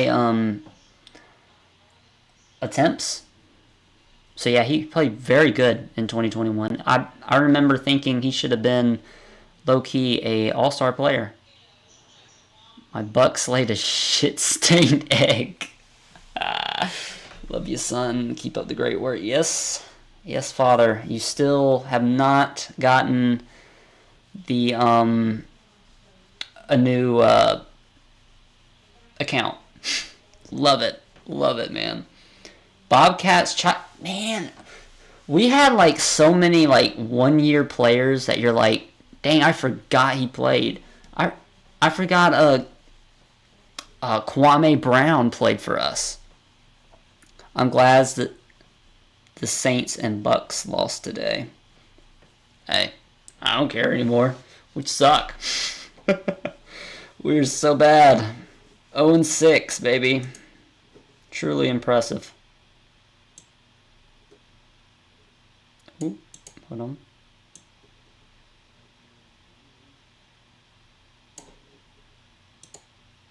Okay. There we go.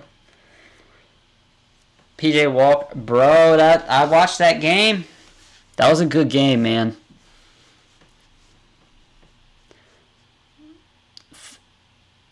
Phil Silas. Phil Silas is our best coach we've ever had.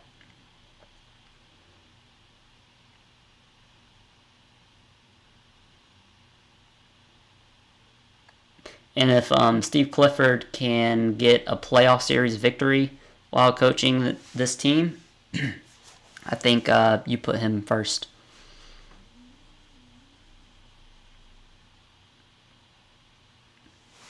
Hey, man. PJ had a couple good games with us, but I mean, he wasn't out there slinging the rock. He had 2 picks, so.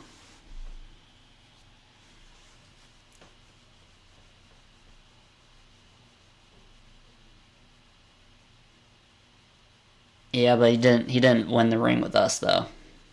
That's how I gauge ranking players and coaches. What they did with the franchise, for me. Like, I'm not going to consider Kobe Bryant the greatest Hornet of all time because he was drafted by us. Or I'm not going to consider Zoe the best Hornet of all time because he played like 3-4 years with us. Sorry about that. Just had a moment, I guess. Larry made the playoffs with the Bobcats, yeah? But again, what did we do? I think we made 1 or 2 playoff appearances. We only made it 3 times since we came back. Well, that's more than what the Bobcats did, so, you know, hey.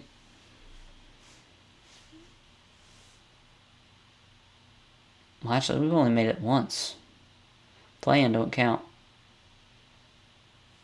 But it was fun, you know. We've had a couple years, but yeah, it's been mostly garbage.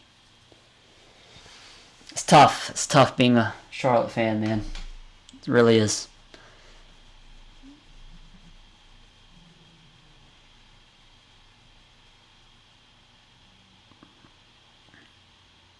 Oh, okay. Gotcha. Yeah, That's what I mean, QC. I think so. Yeah, he took us to the playoffs. We were competitive for about 3-4 years. And I think if he takes this team to the playoffs in the next year or two, yeah. And but I think to earn that he has to get a series victory though.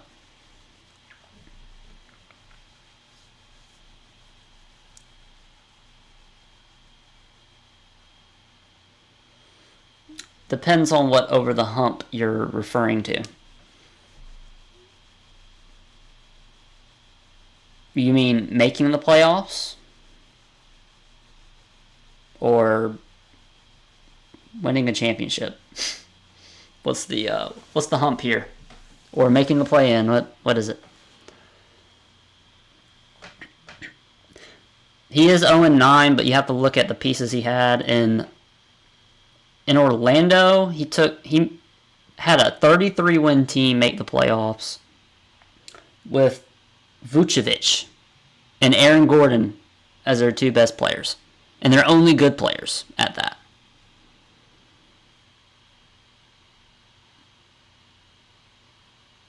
But I do think if you're saying over the hump, so I'll do all of them. Play-in, hell yes. Getting over that play-in hump, I do think he's the coach for that. Making it past the first round. Well, or playing out making the playoffs, yes. And I believe he has the opportunity to win a playoff series, but above that, no. No, I don't. So that means at some point you will be looking at a new ownership, new coach, I mean, but in terms of teaching these young guys how to play basketball, he's a mid-pack coach. He's a top 20, top 15 coach.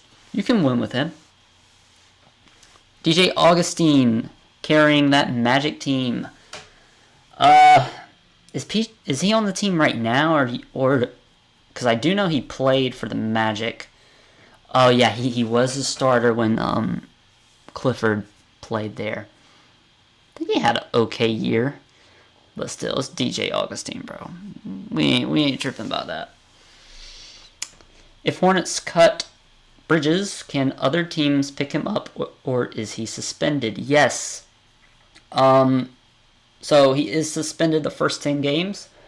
The NBA has not said anything otherwise, but yes, if they do cut him, anyone can pick him up.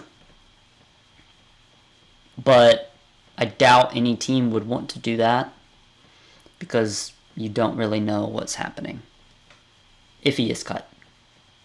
I'm expecting them to let him play out his qualifying offer and let him walk next year.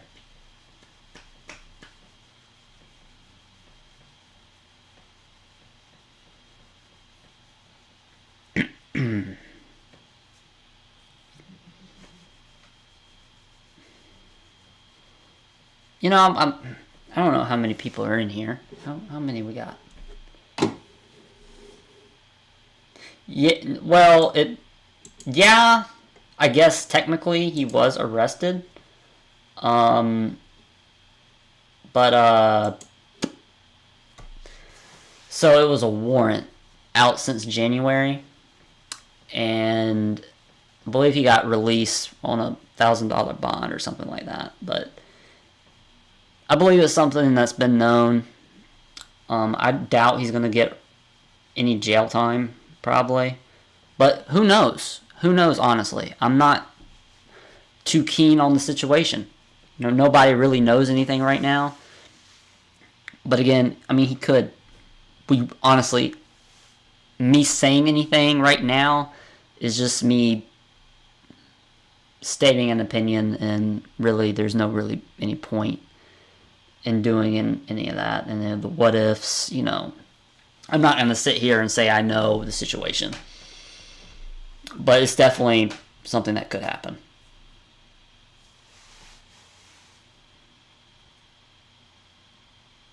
But I'm guessing you're a Nuggets fan,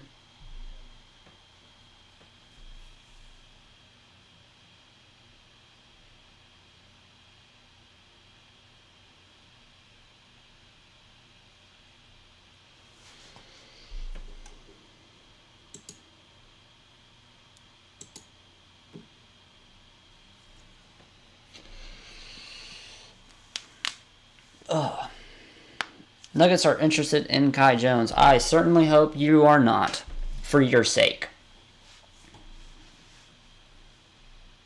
I would stay away. I'd stay away from that. Oh yeah, QC? How many people we got in there?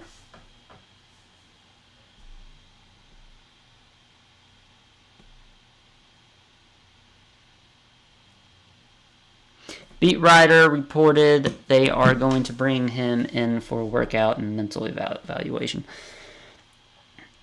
I believe in Mike Malone. I think Steve Clifford is an underrated coach. And they kind of remind me of the same. Oh, 25 people? That's awesome. That's awesome. Yeah, guys, keep getting in there, man. We're trying to grow this thing. But if there's any coach that I believe can hone him back in, I mean, he has the evidence. Like, he's an NBA champion for a reason, head coach. He's developed great talent. So there would be a world where you might bring him in. Sorry about that. You might try to bring him in. But personally, I would stay away from him. We need a backup. Nah, I think Najee should be your backup. Young guy. He can stretch the court. A pretty damn good 3-point shooter for a big. When I watch him, he's like a two-way player. Kind of. He protects the paint very well, and he's pretty good catch and shoot. So I think Najee should be the dude. Bismack reunion. Hey, I would be down.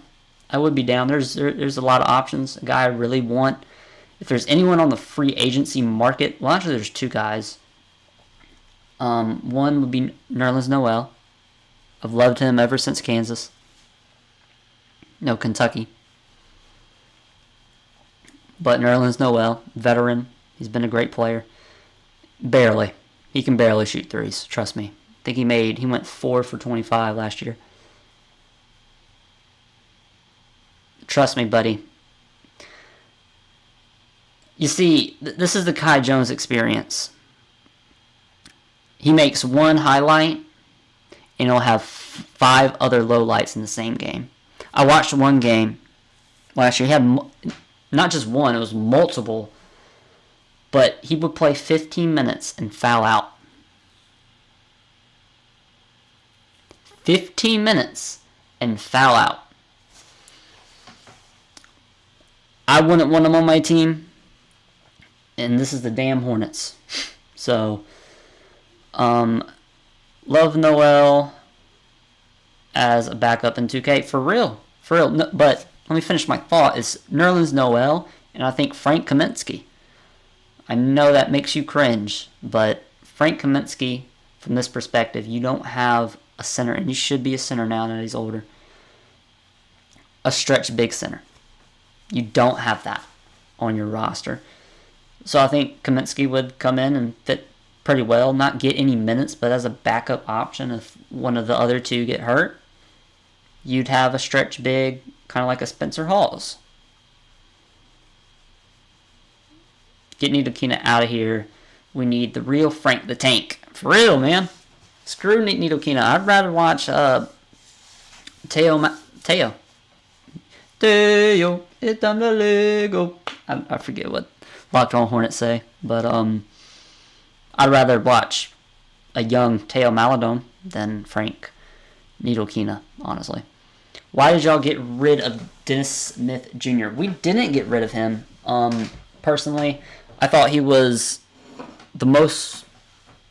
Last year was one of our best players on the entire team. It came down to opportunity, and he felt that the Nets, he had more opportunity to find starting minutes or important minutes when the team is healthy, battling Spencer Dinwiddie, than he did LaMelo Ball. And we offered him like $4 or $5 million, but he took the lower end deal, the I think like $2 million deal with Brooklyn just because of more opportunity. And they are looking for their point guard of the future, and he's still only 25 years old. I'm rooting the best for him, man. I'm just so happy I got to watch him play basketball for his home state. He plays so good last season. But I hope the best for him, man. I would love to see Dennis Smith Jr. carve out a starting role in the NBA. And that would be a hell of a story, you know, overcoming the odds, overcoming all the knee injuries, all the things coaches and management has put in front of him, you know, saying he's a bad teammate with Luka, trading him away to the Knicks benching him, refusing to play him going team to team, him thinking he's out of the league before he's even 24, 25 years old, to just end up going to your hometown, even though they weren't a very good team that year. You averaged 9-6, you know, and was one of the best perimeter defenders in the entire league. So I'm happy for him, honestly.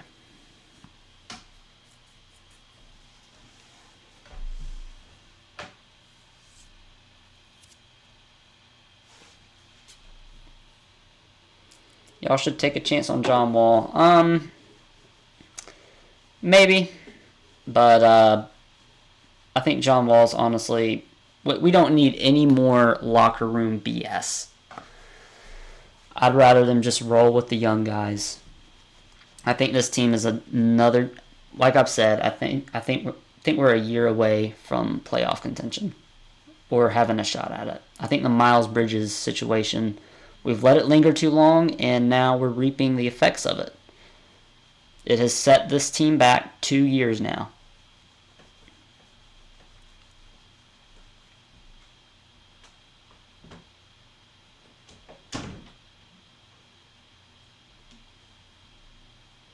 If we get a vet, I think we should just get Austin Rivers. That would be interesting. Oh, Grandma, I'm live.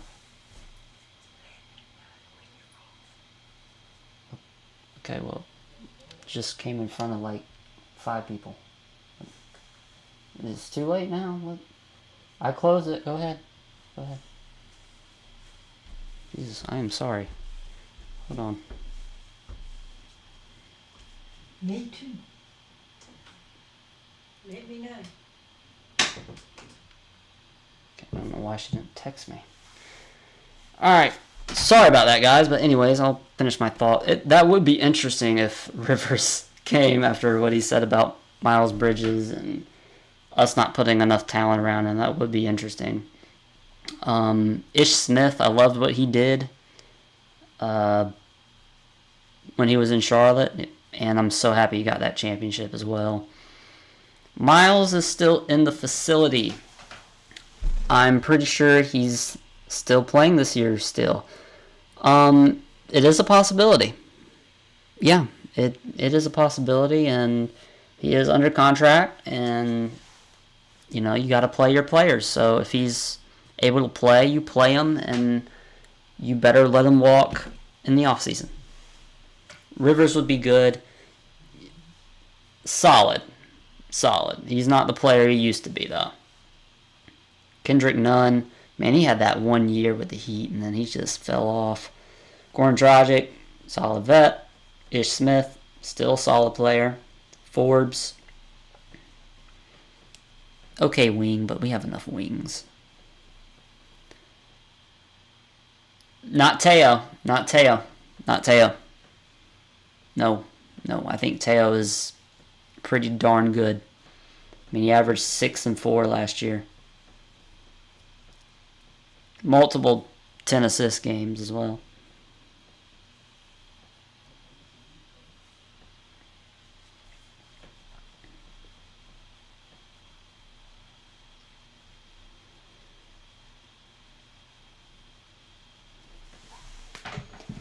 All right.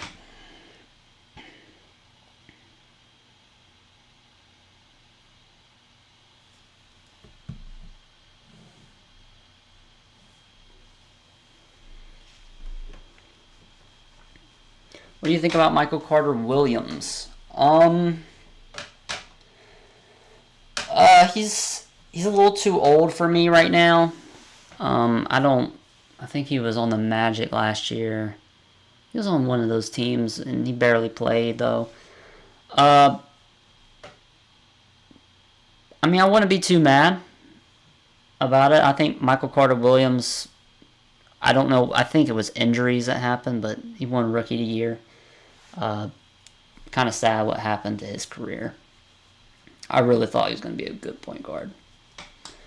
Should try and just throw a contract to an older point guard who can run the floor for 10, 15 while Melo's out. Yeah, that's fair. That is a good point. The question is, who? You know, who is that? It looks like they have made it clear who their guy is. DeRozan, and I would do that in a heartbeat. A heartbeat.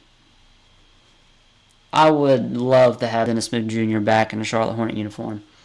Just brought that fight, that energy, that veteran leadership, even as a young player. Like 24 years old, already having that veteran mentality and helping younger players, because he has been in the league 6 seasons.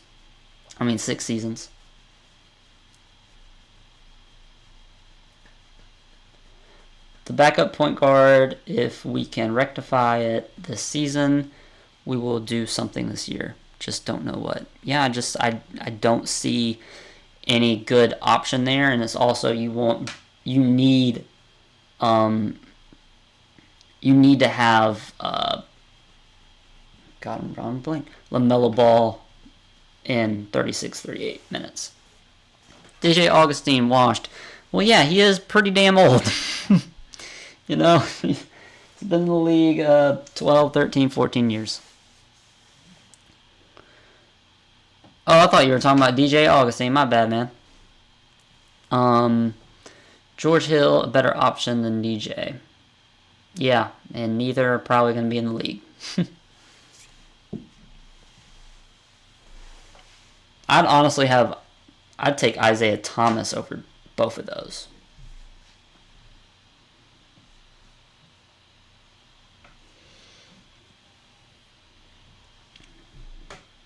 I will say, guys, we've hit 155 views over the stream, so good job, guys.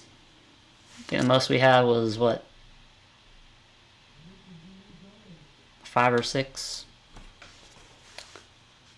I think if we don't get one by TD, trade deadline, okay. And Terry's still on the roster. That's our backup point guard solution. And move B. Miller. I think Miller will play the 3. I think he will. I think you could run B. Mill at the 2 at spots, but I really believe in Nick Smith Jr. and what he's going to be able to bring to the table. Terrence Ross. I remember when he did the slam dunk contest and he dunked over Shaq. When it was with the Raptors.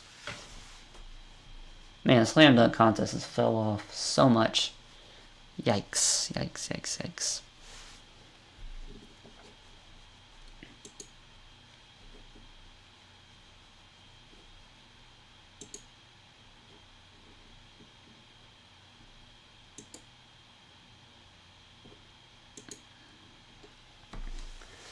Melo, Miller, Bridges, PJ. I don't think Bridges will be on this team, Preston. Should be the starting 5 by the end of the year if we're competitive. Well, yeah, for this year, but for long term, it will be Melo, Nick Smith Jr., Brandon Miller, hopefully Alexander Sarr, and Mark Williams. Will Barton signed with Real Madrid. Good for him. Good for Will. Nick Smith Jr. still needs some more time. But I think, yeah, I'm talking about long term. I think Nick Smith Jr. has the potential to be a Terry Rozier. Miles will be motivated to play well this year. His career depends on it. Well, apparently he doesn't really care about his damn career. Because before he even stepped on the court, he did it again.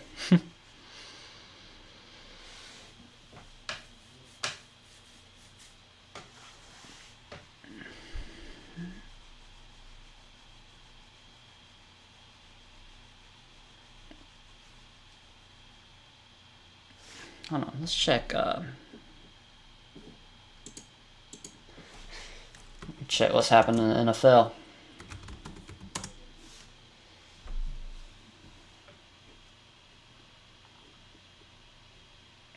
Oh, Giants, Bills. Oh my God, guys! The Jets beat the Eagles. Holy shinolas!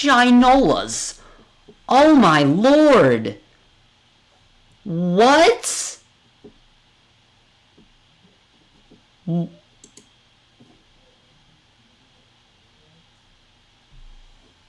What? Zach effing Wilson. Please tell me he played good. Please tell me he played good. Please. Please tell me he played good. Please tell me he played good. Come on. Come on. Do it, Zach. Damn it. Darn. Darn, darn, darn.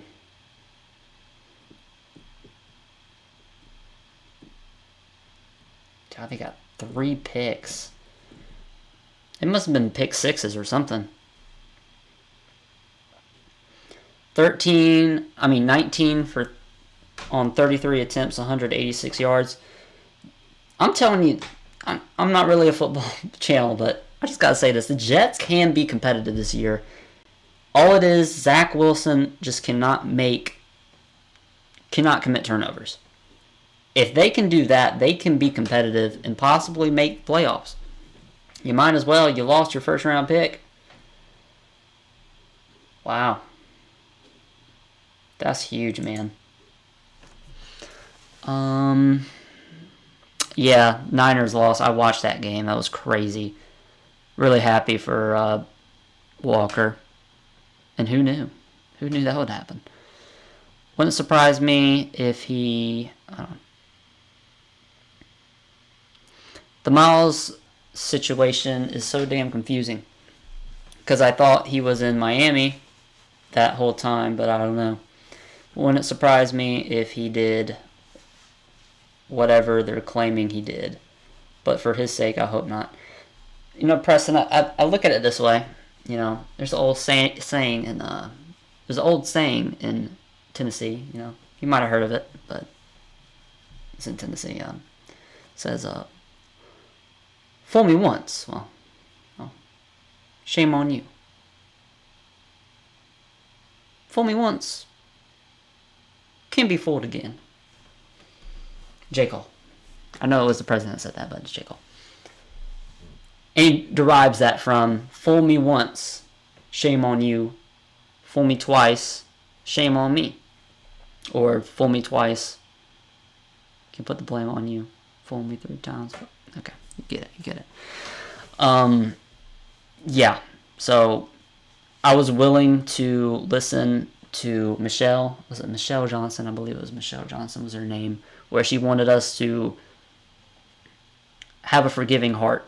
Give him a second chance. And I was willing to do that for her. You know, also for, you know, I'm a fan also. I do want us to win. I do think Miles is a good player, but, you know, we've seen this before. Great players, you have to know when to move on.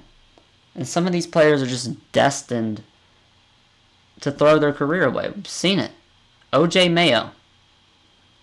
We've seen it before in the NFL as well. Aaron Hernandez. You know, we've seen guys throw away their careers for nothing and lose years of their career. NRM. What does that mean? What is NRM, man?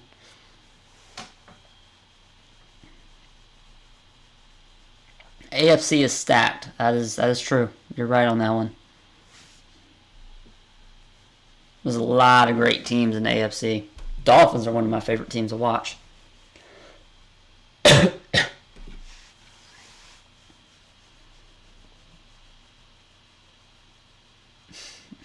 Yep, no role models, baby. Oh, obviously.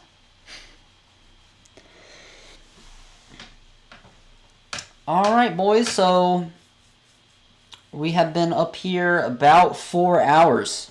4 hours. It's almost 9 o'clock. I will say this. I will be live Sunday. Next Sunday, next preseason game. Please hop in, enjoy some time. There's a little parts where I was really quiet because I was watching the game. Still trying to figure it out, but it should be so fun. But I will answer your question first before I leave. Just give me one moment.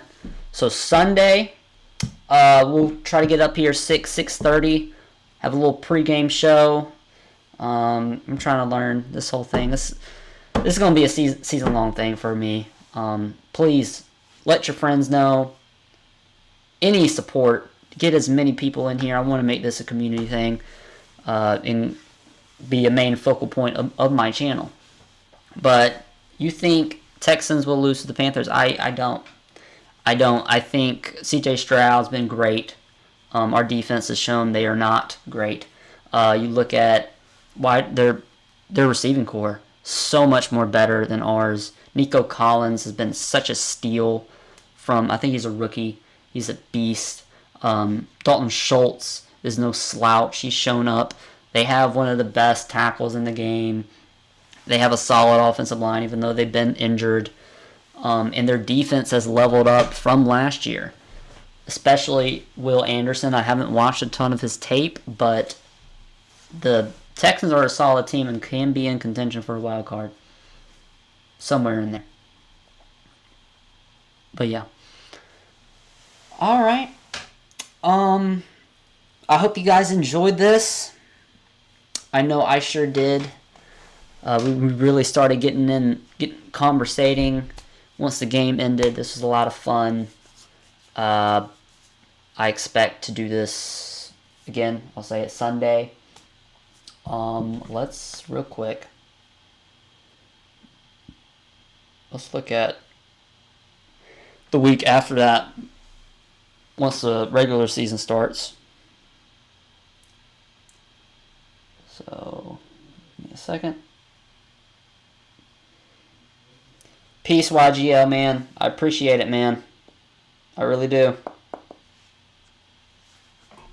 So we have Wednesday, Friday, and the 30th.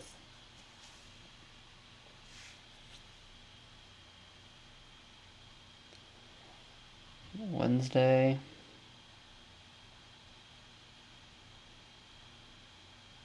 Where am I at? Okay. So first two games will not be able to stream. Sadly.